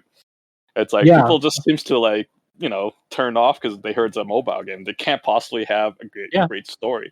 But like one of the things we heard last year, one of the best stories we heard is in Nikkei apparently. So and people still really like that story too. So. Right. I think that's kind of like the always an uphill battle trying to convey it to people. There's actually something good in there. Yeah, there's something good in there, and for this one, it's like no, it's actually better than like fucking every story that I played in a game this year, straight up, and it's not even close. But how do you convey that to people I'm not saying to any of you here, but the people who are like already biased against like these types of games, these types of structures. Just give up. Just gatekeep them. I mean, it's better. You protect their wallets from them. maybe, but yeah, I mean that's just I finally finished it, reading it like earlier this week. It was like a very intense multi-day read of like me just it's just me hours staring at like text pretty much. It's a lot of reading. It's really only for like, hey, if you really like good stories, like if you're really if you're willing to suffer to get good stories, is a better way to put it. And yeah, I hopefully I can find the words to like kind of express why I really like that story more justice, because I probably super mangled, yeah, why I like it. No, I really was interested in hearing all this. It's like I do like Fate. I just don't like the mobile game. That's about it. Right? Yeah. That's just me, right? It's like you could sell me everything that's like perfect, but the gameplay sucks and the gacha is shitty. It's like, how can you convince me to play this game? Yeah, right? I don't blame you. But yeah, so that was so Remnant II, and then Keiko. That's that's what I brought to the table this week. Yeah, that's two extremes. With that, like I went kind of the opposite direction. Instead of playing something specifically for story, I spent the time this week. I kind of gave a prelude to this at the very start of the podcast. I went ahead and grabbed Dragon Quest Treasures, which I always thought of as kind of like a fun little interesting concept of a game. It released at a good time on PC. Like if it released any earlier or later, it's going to get very crowded later in the year. So I figured, hell, I'll boot it up. Zelda, we've already kind of talked about to death on the podcast. So I figured I'll talk about my time with Dragon Quest Treasures. And I know that Adam was also waiting for the PC release for this game as well. So I don't know if he talked about it last week. A little bit. He did. He read about it's a pretty good PC port, nice wealth of settings that he wasn't expecting, or the PC port. Okay. I don't want to like then just give double, I did not talk about the game itself much at all. Oh, okay, because it had just come out like the Friday before, right? So yeah, so Dragon Quest Treasures. I am not a big Dragon Quest fan. I am very much like a basic bitch. Like I played Dragon Quest 11 as like my first Dragon Quest game, so I don't have a favorite game in the series other than my default. I don't have any experience with like Dragon Quest monsters, that sort of thing. So I am not a source of good Dragon Quest opinions, I suppose. But Adam is. He's played a lot of them. And I know Dragon Quest Treasures is just a simple spin-off, but I went ahead and figured, hell, it's supposedly not that long a game. I'm going to, try to get it wrapped up before all the September games hit. Obviously, it does star characters from Dragon Quest 11, even though it's kind of entirely self-contained. Other than that, and I know obviously it was originally started as a Dragon Quest Monsters game, but kind of ended up getting spun off into its own thing. So just to tee people up very quickly, Dragon Quest Treasures stars Eric and Mia, who are two characters from Dragon Quest XI. Both has children in this game, so it takes place, I don't know, about a decade or so before the Dragon Quest XI. Even though I say it takes place beforehand, that's really just by default, just the fact that it's the same characters, only they're children. Like it has nothing to do, at least as far as I can tell, in terms of like actually these events that happen before the events of Dragon Quest XI actually matter.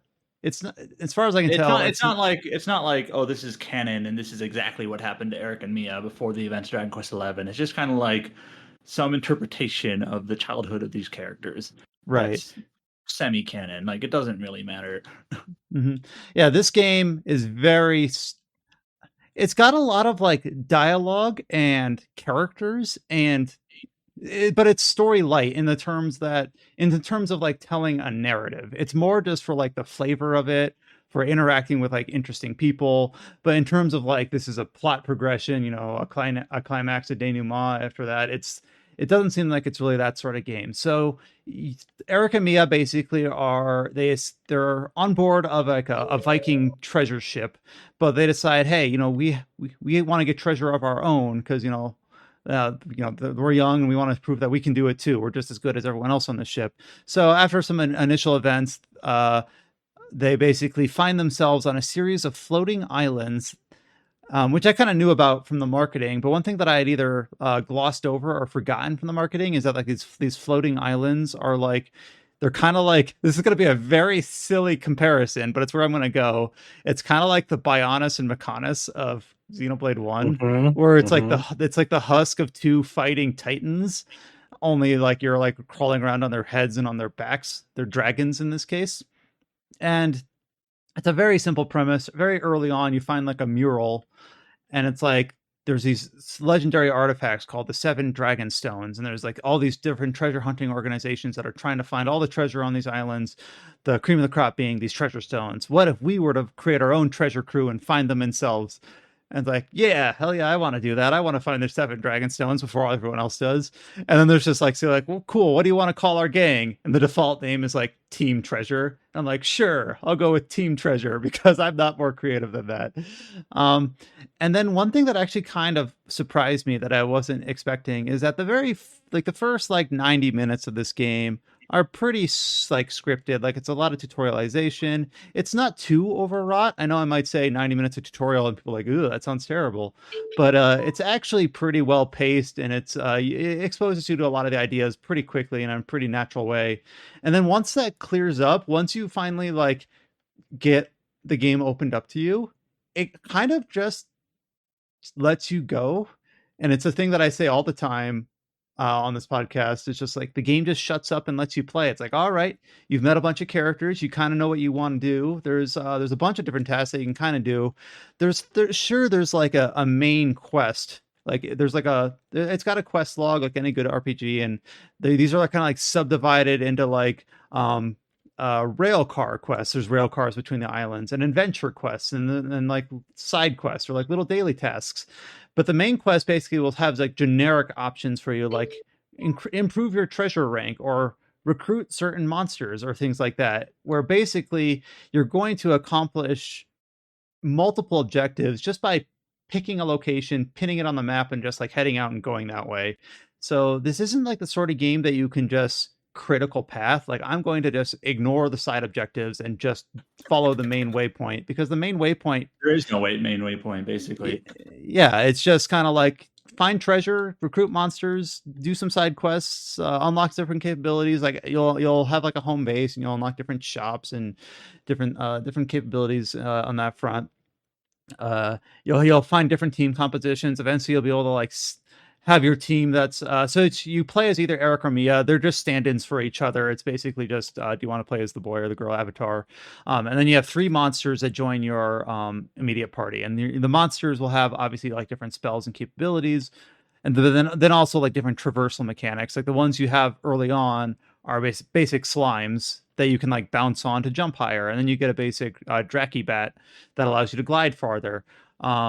And then you eventually get different ones that can like scan the location or sprint forward or things like that. So they have like different sorts of like traversal mechanics or things like that. So every once in a while you'll want to like change up your party for various reasons, including that. But then you'll be able to send monsters out, because obviously you're going to recruit far more monsters than you can actually like use in the direct moment-to-moment gameplay. So you can kind of like create different sub squads, send them out, get treasures. So these treasures are both just to like improve your treasure score. They call it just like a gang rank. But also there's certain times where different side quests will say like, hey, you need to give me a couple of these items in order to like rebuild this train car or whatever. Or they'll say, I want you to recruit this specific monster, and in order to do that, you need specific items. So you have tons of incentive just to go out and gather stuff. It's a sort of game where every time you see like a node on the map, whether it's like mining ore or like a blooming flower or whatever, it's usually in your best interest just to go pick it up, because you'd never know when you'll need it. Just to step back a bit, you were talking about how the game just sort of lets you play. Mm-hmm. Literally, once you get past like the tutorial, it's like there are 6 other islands. You can go to any one of them. Doesn't matter. Yeah, there's no like Island 1, Island 2. It's just like you can go to the Fire Island. You can go to the Moor Island. Like it's like a little marshy. I wish the islands had a little bit more like visual distinction to them. Some of them do look a little bit samey. But then I went to one that was like the back of the Cinder Dragon or something like that, and that one actually looks a little bit more like a desert. So it actually like, oh, okay, this place is actually visually distinct. But at first, there's like the mainland island, and there's like the the starting island that you go to that honestly I'm kind of like I'm forgetting what they're called and what was specific to each of them because they kind of did look a little bit samey.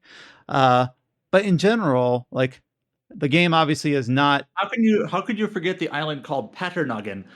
Patternoggin. Oh, because it's the head of one of the dragons. Yes. Okay. But it's obviously not a too of an intensive game. It's got a very clean art style. It scales really well. I assume that most semi-modern PC can run it without any issues at all. I'd hope, considering it's a Switch game. Yeah, that's true. And one thing that I was actually thinking when I booted this up on my main PC, I was like, you know what? This would be a perfect game for Steam Deck. And I'm thinking like, wait, I could probably just have bought this on Switch a few months ago, right? And had mostly like a comparable experience. But it'll always be nice to like have a high resolution and a good frame rate. I'm not 100% sure how it runs on Switch, but it seems like in general, the way that it is kind of set up is just kind of like, hey, do you want to go on a treasure hunt? Go anywhere you want. Go out, spend 10 minutes hunting some things, gathering some things, come back. Very good pick up and go game. So I could easily see why this was kind of targeted to like a Switch audience first. And if you grab it on PC, very good candidate for a Steam Deck. I'll probably install it on my Steam Deck before the weekend's up, to be honest.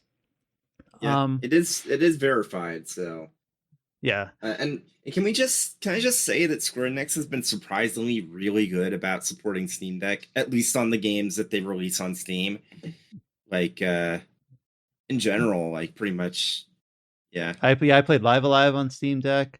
I hope to play Dragon Quest 3 on Steam Deck. Talking about Dragon Quest and Square Enix games, though, they have kind of. You should play Octopath 2 if you haven't played it already. Oh, I have played that, and I did install it on my Steam Deck. I think I mostly played it on my PC just because I wasn't using my Steam Deck much at the time, but I did play a little bit of it on my Steam Deck, and that worked. That was another real good game for that as well. Excellent game, by the way. I'll just shout that game's praises whenever I get the chance.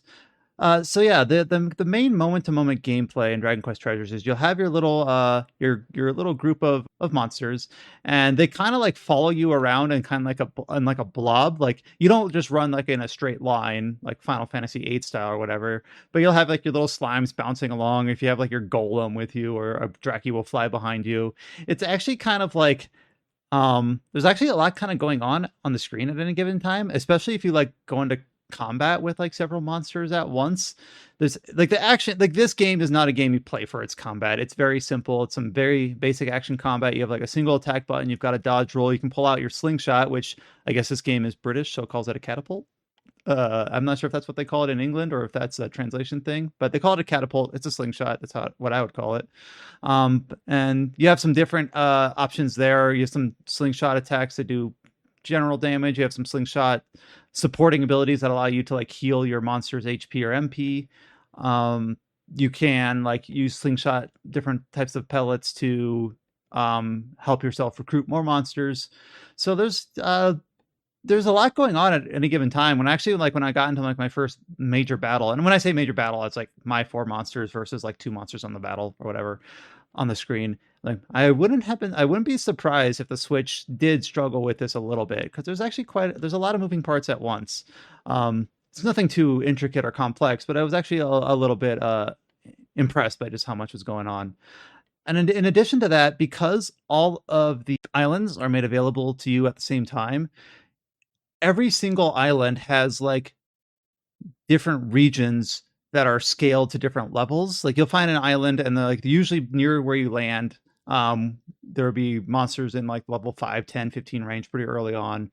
But every island also has like, oh, if you go up to that, that level of the island, everything's around level 30 or 40. If you go down there, they're even higher. So there might be like a preferred, like, oh, the average level of monsters here are higher than they are here, or et cetera, et cetera.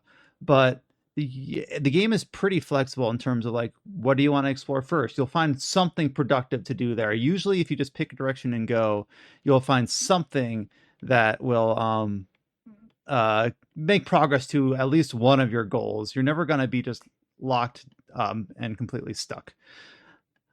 The treasure, of course, I feel like you would gain a little bit more from if you are a big Dragon Quest fan, because a lot of the treasures you get are like, here's a statue of a certain character, or here's like some paraphernalia that is related to a certain event of another game, and things like that. And I saw a few things that I recognized just because they're pretty well known. Got not quite a statue, but I got something that had like a depiction of the Dragon Quest 3, sorry, not 3, 8 hero with a bandana. I got a few other characters, of course, that as not a big Dragon Quest fan, I didn't recognize, but I'm sure Adam did. So there's a lot of fan service there. So it's one of those things where you probably get a little bit more out of it if you do recognize that stuff. But from a gameplay standpoint, you grab treasure while you're out in the field. There's two different types of treasure. There's one that they call bric-a-brac, which is basically just treasure that you can just stumble upon. You don't have to like radar or search for it. You'll just kind of stumble upon it and pick it up. And then there's like the regular treasure that you have to have appraised, where you'll have like a fortune finder mechanic, which will give you like a compass arrow that points you towards where the treasure is found. The monsters that you have with you will help you locate it. You dig it up, and then you don't know how much it's worth until you bring it back to your main base.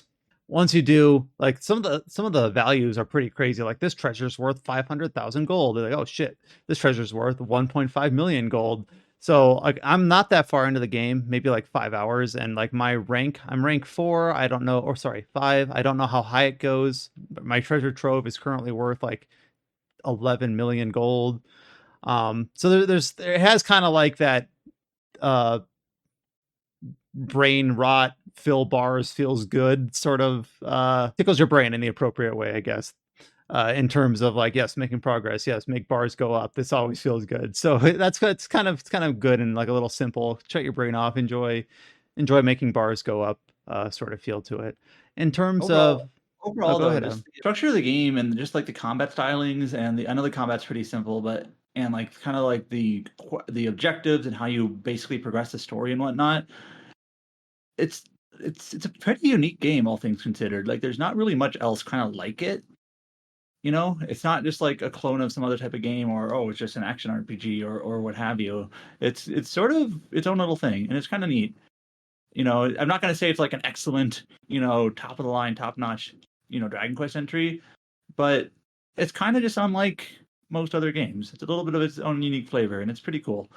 It's kind of sandboxy in a way, in terms of just like the environments are actually like geometrically and visually they're pretty simple, because the art style is not that I guess intricate. But it's good. Like the simplicity is part of its charm. Like I'm saying that as a good thing. But like some of the level design, there's a lot of elevation.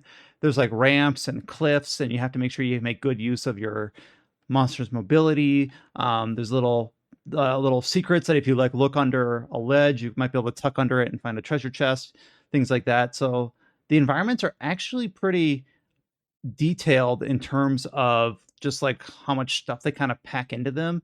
And you'll have like little side quests where you'll be tasked to find like a certain type of material. Like I have a side quest where I have to like find different balloons that I have to like shoot at with my little catapult, and they're kind of tucked away and are a little bit hide and seek sort of things. It keeps your brain engaged in a pretty good way. There's even though the concept is simple, it's kind of easy to pick up. And then the gameplay sessions, like the gameplay loop, as much as I don't like that term, is pretty quick. Like you go out, you come back, you go out, you come back. Each loop takes maybe 10 to 20 minutes. It's just kind of engaging and fun, like in a very simple way. And in a game that I'm like, yeah, I could see myself plucking away at this either for like a few hours because I really want to make some progress, or like doing a few treasure hunts and then logging off and going back to Zelda or whatever. Like it seems like it's a really fun pick up and play, engaging game that's just kind of charming and simple in a good way. So is it gonna be like, am I gonna be shouting this game's praises for game of the year? No. Could it be in like my top 10 for the year? Of course, I'm still pretty early, so I don't want to like declare too much, but first impressions are pretty good. Of course, the last time I said that was for Miasma Chronicles, a very different sort of game. But that game, like when it went to its second act, really kind of soured me on it. So that game, I think I was the first to talk about on the podcast. I'm like, yeah, the first impression of this game is really good. And then I played more. I'm like, ooh. So I'm always a little bit hesitant to like say that again. But this game, of course, seems like it's a little bit more purity of purpose in terms of what it kind of very clearly shows you very early what sort of game it is, and it's not going to pull the wool over you. At least I don't expect it to. I guess I'll report back if it does. I obviously, so this game originally came out in December, so this isn't a new title. Came out on the Switch. Paige reviewed it for us back then, so that review is back up on the site. But I don't think anyone on the podcast played it at the time, so I'm okay kind of talking about it last week and this week as we went into the PC release and just kind of give some impressions, some voice on the podcast here. All right, we did earmark one more game on our little outline here, but I don't know if we knew how long the first three would take in our discussion. But I'll just go over it very briefly. Yeah, why not? Let's not talk about it. It's from a major RPG IP, very hot new release. Oh yeah, biggest release of the summer. Yep. And that, of course, is Pokemon Sleep. So that's right. Finally, we can go to sleep. That's right. This game was in development hell, for a long time. We were all eagerly anticipating it since. Okay, enough being silly. All right, Pokemon Sleep. I've actually seen. Obviously, this game was announced a while ago. Did kind of go dark. Kind of a lot of questions like, what sort of game is this? What do you do? And then it finally reemerged this year. Finally came out. I've actually seen a lot of both silly and serious impressions of the game online recently. But I'll still be honest and say I've not downloaded or tried this myself. I don't know what sort of game this actually is on with firsthand experience. Josh, based on my impressions, have you actually tried this, or do you know? I've tried this. I've tried it for 3 nights. Wow, for 3 days in. How you doing? Pokemon Sleep. Did it cure your insomnia? Oh, I suck at sleeping. Apparently, after your tutorial sleep, so your first night of sleeping, so you should try to it tells everyone you should try to get 8.5 hours of sleep. Like, holy fucking shit, I'm never gonna complete this game. It's asking you for 8.5 hours. That's a raid boss. I got 8.5 hours of sleep. That must have been last year at a miraculous point or something. I don't know. So what Pokemon Sleep is? It's a very weird thing. I'd say it is basically it sort of games your sleep by however much sleep you got and the quality of it. The more the more you can develop or find new Pokemon and their sleeping type.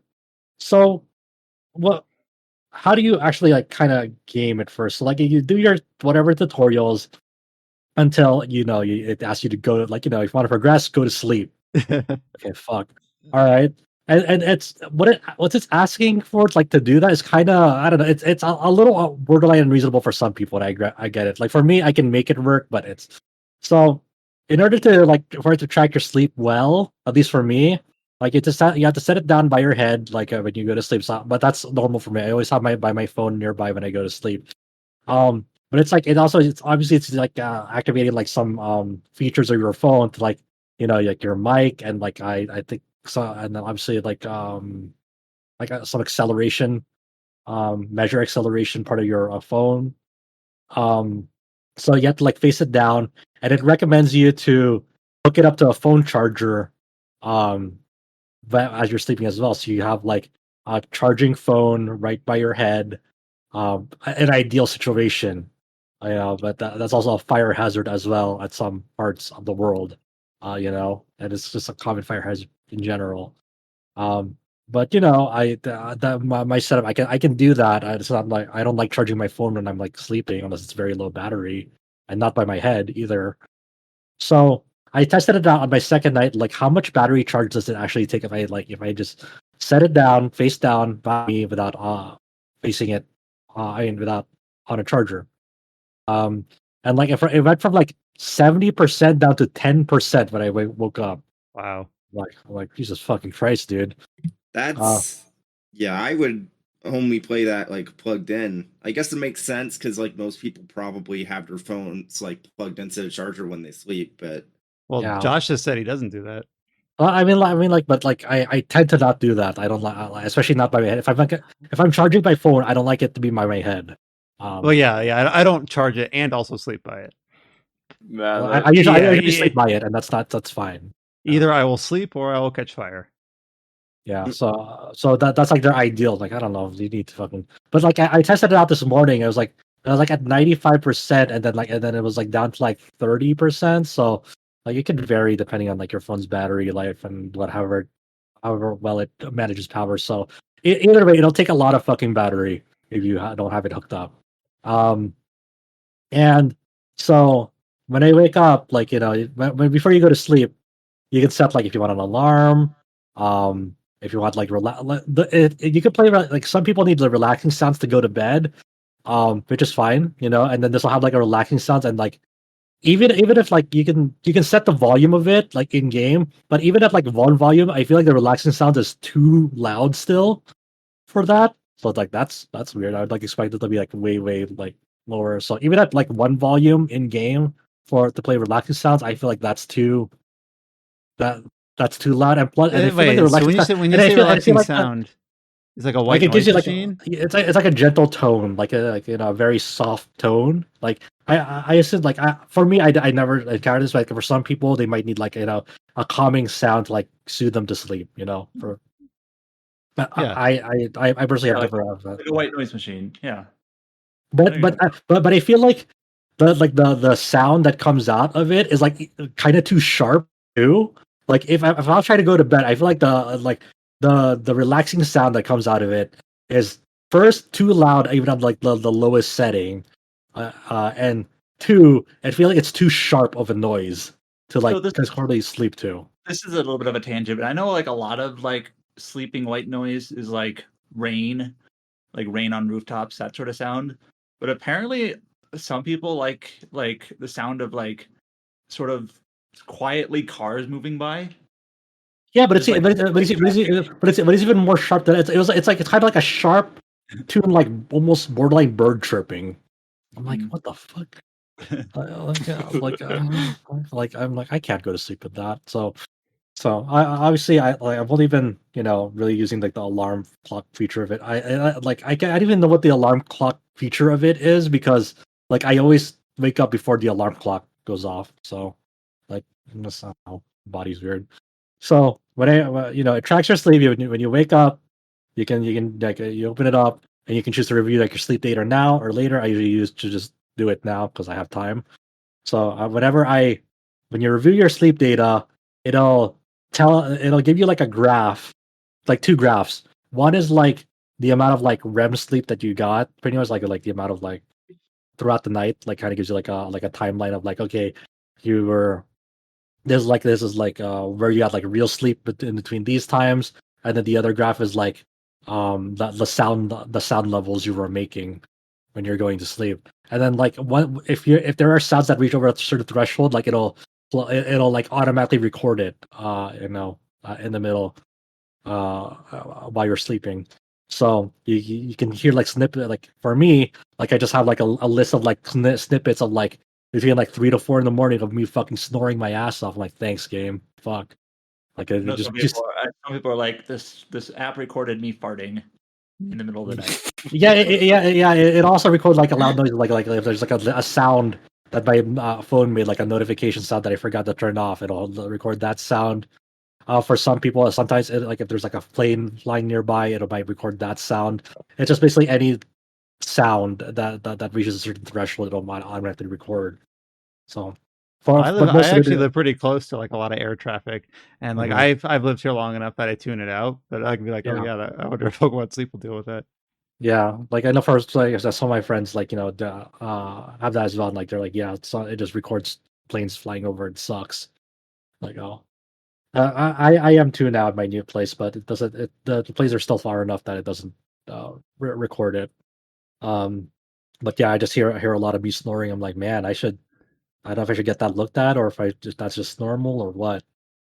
But so and then I don't know how it calculates, but it eventually calculates this into some sort of value called like what's it called, like dozing power or something like that, or something power, or like snoozing power. Um, and you can use that. I don't know what you actually do with that power, but eventually you'll be brought to a screen in which like there's a Snorlax in the middle of a field, and it's surrounded by some sleeping Pokemon. And this is how you like discover new Pokemon. You discover new Pokemon and new types of sleep. So one of them, it could be like I'm like a snoozing type of sleep. So like my first Pokemon I met and like is my primary Pokemon is like Charmander, because it's a snoozing type Pokemon as well. But then and then from here on out, you can like discover new types of like sleeping. Like some of them are like totally like BS, right? Just for Pokemon. Like I discovered a Diglett, and it's like it has an underground type of sleep. I'm like, yeah, will really bury underground to sleep. So it's just a lot of like silly ways to sleep like that. What's like a Snorlax sleep? it doesn't give me like I assume it doesn't give me a type, but I assume it's like a snoozing or dozing type of sleep. But like I discovered like what's that what's the name of the Pokemon? Ghastly, or what's the base form of like a Ghastly? Is it Ghastly or It is something else? Ghastly. Yeah. It is Okay. Ghastly. Ghastly haunting. Is it? Yeah. The So, Gengar. yeah, so I discovered a Ghastly this morning. It was like a snickering type of sleep because it's like smirking as it's like sleeping. I'm like, okay, That checks out. yeah. And then eventually, like you'll want to like become friends with these like Pokemon and sleeps that or Pokemon that you discover. Once you max their friendship meter with like biscuits, they'll like join like your farm, and like where you can interact with them. And they can drop fruit where you can like use it to cook and feed it to Snorlax. And eventually you're doing like these mini objectives um to kind of progress the base game forward. So first it was like discover like 5 types of sleep, and then I did that, and then like it kind of moved me to like my first real island off of the tutorial island. And then from here on out, like you're kind of slowly making progress by sleeping um and discovering new types of Pokemon and new types of sleep, in which you can like feed them biscuits, max out their friendship, and bring them back to your farm, and then interact with them. And then that all feeds into like a universal like base power or basic power or whatever. I'm not exactly too sure exactly how this all feeds into one another, because I barely have that app open. I only have it up for when I sleep. Um, and yeah, that's kind of like the what I've learned about Pokemon Sleep so far, and it's kind of like just almost like a collector type of game. You're not really doing any gameplay outside of like it tracking sleep, I guess, if that's gameplay, and then you collect more Pokemon as you sleep. That's my base understanding of it. And for some reason, it has a friends list as well. So I just have like been adding friends as well, and like you can, it doesn't have access to like them snoring or anything. It just like has access to like their basic in-game stats of like here's like the amount of Pokemon they've collected, and like there's like their power and like their type of sleep, and like here's the picture that they chose to put up of like the Pokemon that they found today. But it doesn't share any like real life metrics of like, hey, dude, you know Joe last night from like 5 to 6, he was snoring up a storm. You want to hear him snore? No, it doesn't share that or He anything. talks in his sleep and he Yeah, badmouths his friends. that's right.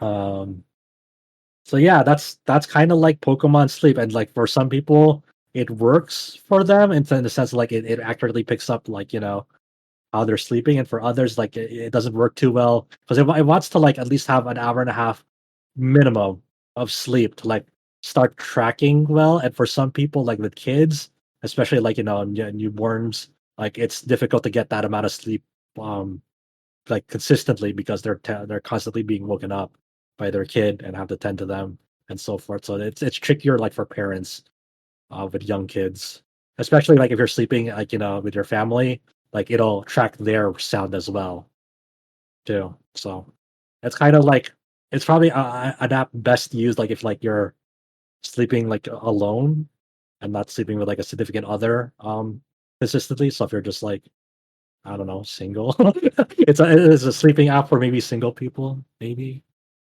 I don't know. But yeah, that's that's uh that's Pokemon Sleep, and I guess I'll continue to do it until Yeah, I don't know, someone tells me to let stop. us know when you conquer that 8.5 hour hill. Oh god, I don't. It's only been 6.5 hours around there. Like sometimes less, sometimes a tiny bit more, but it's been averaging around 6.5 hours of sleep, which is normal for me. Mhm. So yeah. Don't worry, I think I passed that one record when I was in high school. I slept for 16 hours and missed my shift at work. What the fuck? I wish I could do that. If only Pokemon Sleep was out then, you would have made so much progress. People have made the obvious joke too, like Pokemon Sleep Nuzlocke run. Yep. If you don't get enough sleep, you die. Yep. That's me. I'm dead. Well, this is probably one of the more like interesting and scattered kind of games talk sections that we've had with an interesting array of titles that we've talked about today. Thank you, Josh, for carrying the load on a good chunk of it. And then, of course, Chow for chiming in on Fate Go, James for chiming in on Remnant 2, and Adam for chiming in and discussing Dragon Quest Treasures with me. And I know we're already a couple hours into the podcast here, but the reason why we spent so much time just talking about games we've been playing, mainly because the news slate this week has been pretty relatively quiet, as well as like not a lot of features going up on the site this week, though we do have a lot of work in progress. So the news slate this week is mostly a few gameplay trailers for some upcoming titles, and then a couple other small minor things. Don't know if there's much meat on the bone on any individual topic here, so we'll just kind of go through it. The biggest one, relatively speaking, to the announcements here, is that we did get a new gameplay trailer for the upcoming English release of The Legend of Nayuta Boundless Trails. So this is coming out in September. We've talked about this game a few times on the podcast. Of course, it came out way back in 2012 originally in Japan, but recently got its Steam release a few years back with the Japanese release on that front. Though they call this a gameplay trailer, only like the first third of it really shows gameplay, and the rest of it is just kind of like a character rundown. And of course, these are all characters that are, even though it has it's some similar stylings to like the Legend of Heroes series, it's its own self-contained thing. These characters are new and original characters to this game. I really just like the look of it. It looks like a Ys game in a lot of respects, like a Ys game from before the party era. So Ys. Yeah. So I know James has talked about this game directly in the past. Right, he's played it, right? I played the not PSP long version ago. a long time I played ago. PSP version also. So. Yeah. Yeah, it's one of the better Falcom titles out there. So I guess Actually, just one of the me and you, Adam, I are was the only one that talking about know. it in another. There was a discussion about it in another chat, and they basically said it's a remnant of like mid 2000s era Falcom, which they were arguing is the best Falcom, and I would kind of, I wouldn't push back against that. Mhm. That era of East, Xanadu Next, early Trails, so on and so forth. So yeah, I'm really excited for this one. I know I've heard and people have said that it's sort of like Zwei, maybe sort of like Gurumin, action RPG. Yeah, I wanna play with like a high frame rate, high resolution. I'm looking forward to. I haven't. PC port. Yep, I haven't played it in a very long time, so it's probably gonna be a new experience for me once again. I actually wrote a guide for it. Then I removed it after one chapter because I got one negative feedback, and then because it was incomplete. And then one guy sent me a PM. It's like, are you ever gonna do a Nayuta guide? And I'm like, only if they do a remaster. And now I'm eating my words. It's like, well, I guess I had to do it. It's not Trails of Cold Steel. That's true. Yeah, it's you'll have a better time. I think I'm set to review this game, and like, even though we say it all the time and people in the know, there's still a lot of people who get confused, like that this is a Trails game. Yeah, it's always worth repeating again and again. Like it's because it's hard to like. It's hard to drive home that point to people, like especially like it's just because it's already inherently complicated as is. I mean, I think that was quite literally the intention from Falcom calling it that. Yeah. What was it called? Nayuta no Kaseki in Japan. So they literally wanted people to get confused, like, oh, this is a Kaseki game. You guys like those, right? Pretty much. So yeah, and then like I can only imagine like the scratching like Nice America, like what are we gonna title this? Because it's not really Trails, Yeah, I guess their title is, I think, appropriate, where they don't call it Trails of something, they call it Legend of Nayuta Boundless Trails, so it's got like a little bit of a different formatting. So it's like not quite in the Trails of blank series, but they had to use the Trails word in there somewhere. So Yeah, Kondo was like, if you're fucking gonna change it up entirely, we're canceling this partnership off. That's it. We also got a gameplay trailer for an upcoming August release. This is Atlas Fallen. Don't know if we'll talk about this too much because we did have the preview opportunity a few months back, because originally this game was supposed to release like in May. And I know that Josh had a very brief chance to look at the game earlier and kind of discussed it then. Of course, it was very quickly delayed to August. I still think that this is an interesting title to keep an eye out for. This is a kind of more detailed gameplay trailer. It's actually about like 5 or 6 minutes, and actually seems pretty interesting in terms like it talks about momentum. Like that's actually like the name of a actual gameplay mechanic in there. It talks about like different ways you can approach different weapon styles and things like that. It's actually like I'm kind of excited for this game as kind of an potential like under the radar sort of release. Of course, it's releasing at a decent time. It's before a lot of the heavy hitters hit. Well, I guess it'll be after. Yeah, it'll be after Baldur's Gate 3 on PC. Now that that's moved forward, so everyone's going to be in the middle of Baldur's Gate 3 and like, hey, this game is out. Yeah, Josh's initial impressions were relatively positive. Of course, that was a while back, and then the game ended up getting delayed for some polish. So this is a game I definitely want to try to carve up sound, if possible. Try to carve out some time for later in the year, and it's coming out in pretty early August. So hopefully we'll be able to have a review out. Do we have someone assigned for this game? I forget. Me. You. So you'll be on it for the in the first or second week of August. Let's see. We also got a trailer for the upcoming Rune Factory 3 special. This trailer is mostly just talking about the bachelorettes that you can pair up with in that game. Though when I was watching this trailer, I haven't played a Rune Factory game, so maybe this is a very green question, but I assume you can pick a female avatar and partner up with male characters. Is that correct? Because this is all just assuming a male. No, it started in 4 when you could pick a female avatar. Okay, that explains it. Because this is assuming a male main character, and you have 11 different bachelorettes you can pair up with. This trailer is very just kind of going through each character, a few different dialogue lines from each, and kind of what they're into and what their personality is like. So, okay, the fact that that wasn't introduced till Rune Factory 4, and this is Rune Factory 3 special, that it makes sense. Yeah, this originally came out on DS, is that right? Or 3DS? DS. It's an original DS. It's like a collector's item now. Yeah. Like I could see from like the trailer they're using kind of like the Natsume translation, because they used to do the localization for the third game. Then somehow, because I think the workload for 4 is like way too big, so I guess they switched to a different publisher, and Exit started to pick up the series from then on. The what for 4 was too big? The script size, because 4 the script is actually pretty huge, and the QA took a lot of time for it, because the characters, like, their dialogue is like vastly different. Every time you interact with them, they have like different lines.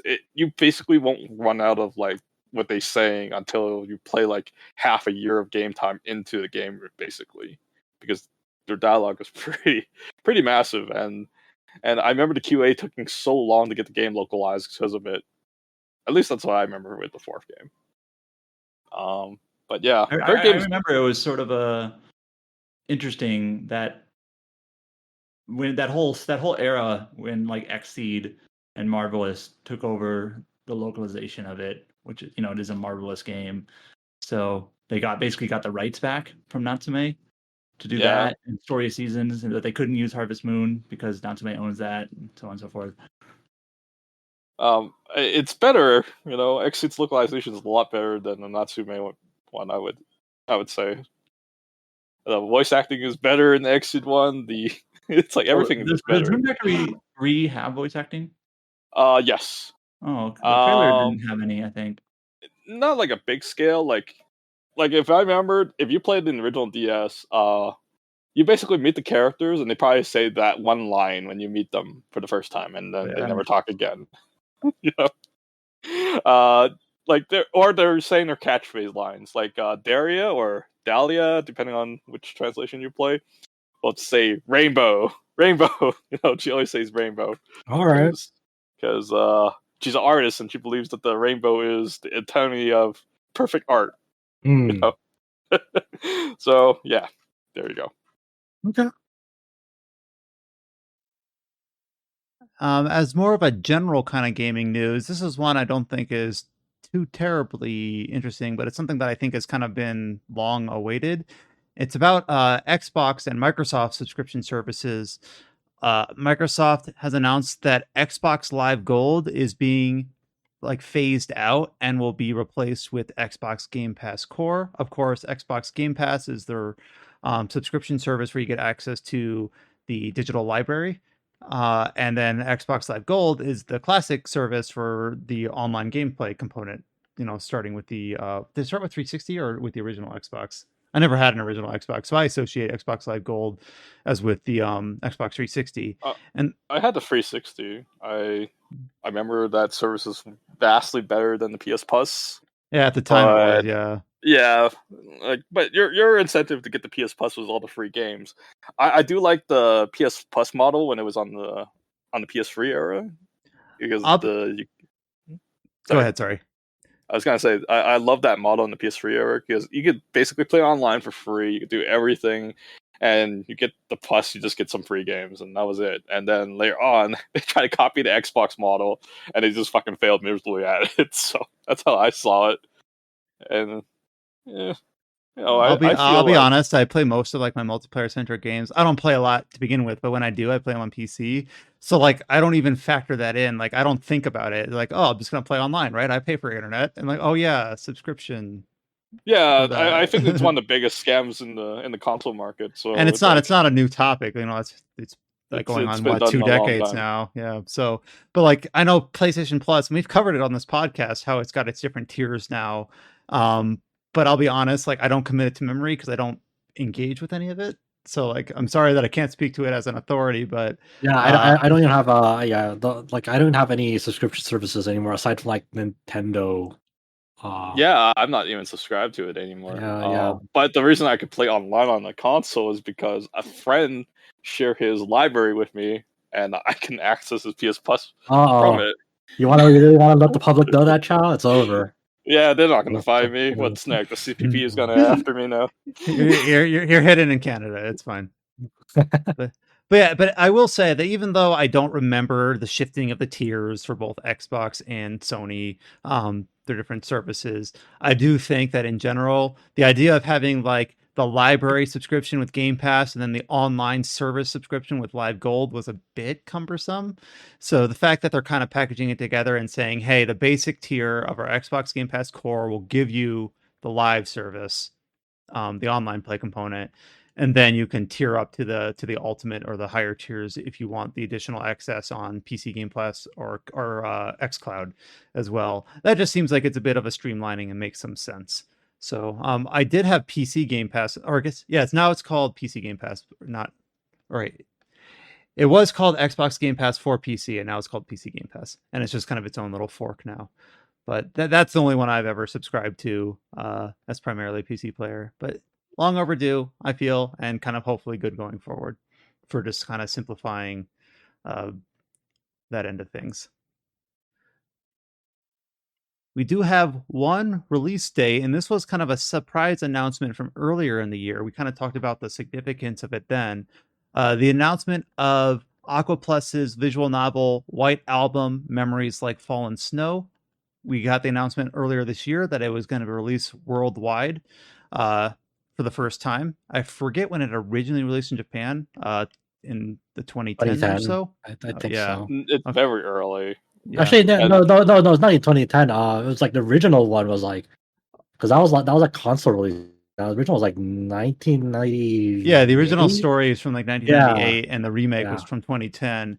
And then it was announced earlier this year that it was going to get a worldwide release this year, and we have learned that it will be releasing on Steam on August 4th. So if you're not the type to play Baldur's Gate 3, you can read White Album Memories Like Fallen Snow. Man, I'm in that boat, guys. I don't care about Baldur's Gate. I like both a lot. Well, I mean, I like Red Album 2 a lot, but Yeah, no, I don't care about the Yeah, first one that much. I but remember still that would topic buy from. this. I remember but- that topic from back then, saying like the more exciting thing about the original announcement was less the announcement itself, but more, oh, if this is coming worldwide, that means the second one is likely too, and that's what you both latched onto back then. That's the first thing I bought from Amazon Japan when I went to Japan. I was staying in Japan there, and I was like, gotta get that. That's the first thing I did. The White Album. Man 2. on a Mission. Yeah, I bought White Album 2 when I was in there. Sweet. Immediately.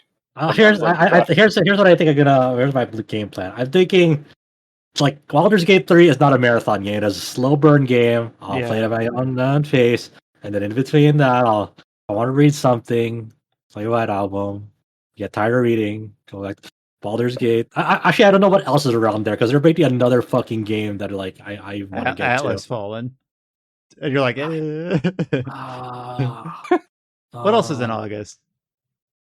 Armored Core. Sea of Stars. Sea of Stars. That's later in August. That's like the 29th. Oh, you're talking early August. Yeah, you're asking. I don't know. It's gonna get complicated soon. Yeah, it is.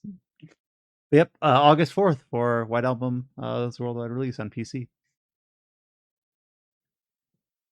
And then the last bit here, in our usual cadence of leaving these sorts of announcements for the end,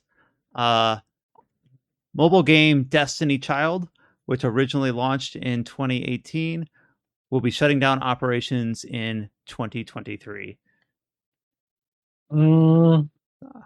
They got Nikkei now. They don't need to. Well, is this the same? Well, oh yeah, is it? Yeah, I think this is the Nikkei developers, right? Or is it the same ones?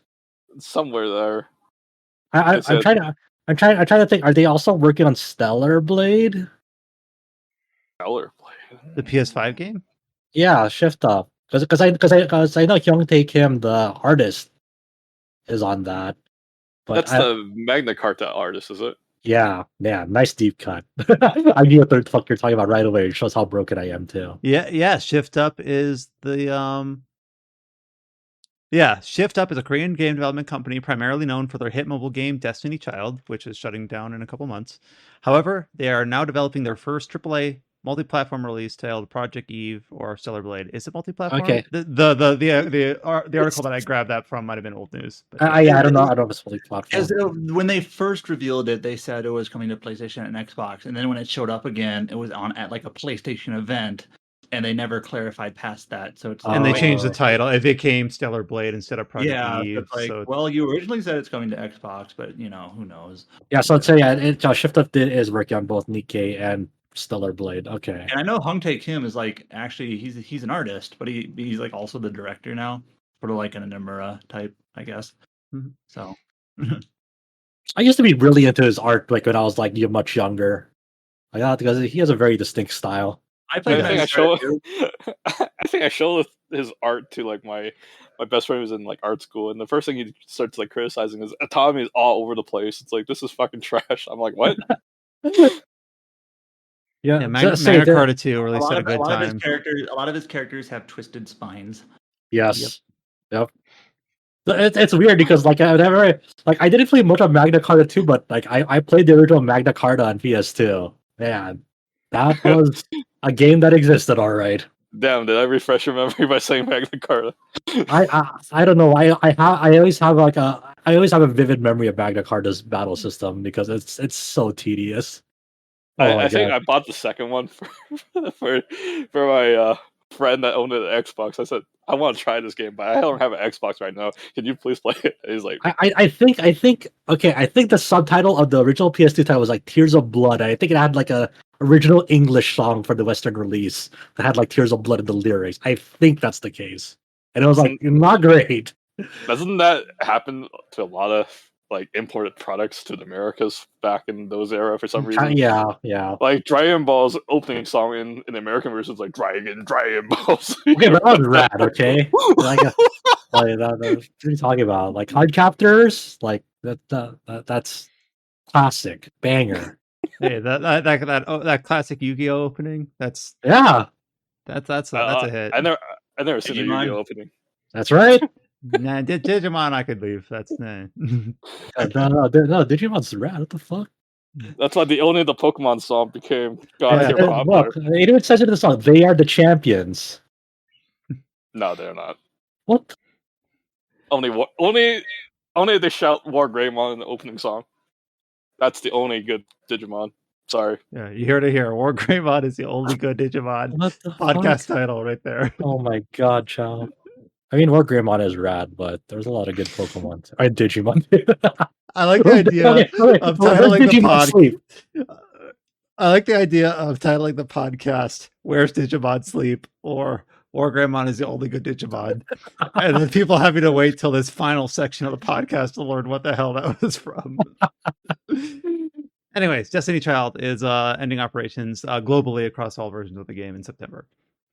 So, and like I said, we had those couple gameplay trailers, a few little release dates, and that one Destiny Child announcement. And that was pretty much it for RPG related news announcements for this week. Though we expect it, of course, to start ramping up as we get into the marketing cycle of all the games coming out in August and early September. So as always, you can find RPG site on all the social media networks, Facebook, YouTube, Twitter, and Instagram. We've tried a few different posting like social media tools on the back end. So you should see us, at least for the time being a little bit more active on our non-Twitter feeds on Facebook and Instagram. So if you follow us on any of those channels, just leave us some comments on the site or in our Discord. Join our Discord at discord.gg/RPG site. Of course, we're just the changing social media landscape. Things aren't quite as hectic and worried as they were a few months ago, but it's still a little bit shifting paradigms over the last few months for various reasons. You can also find us on YouTube. If you listen to this podcast and you enjoy it, think we're doing things well, anything we can improve on, leave us a comment at the bottom of the site post or underneath the YouTube channel or on your podcast service of choice. And we will be back next week with another episode of the Tetracast. Until you hear from us next time, stay safe and take care. We'll talk to you all later.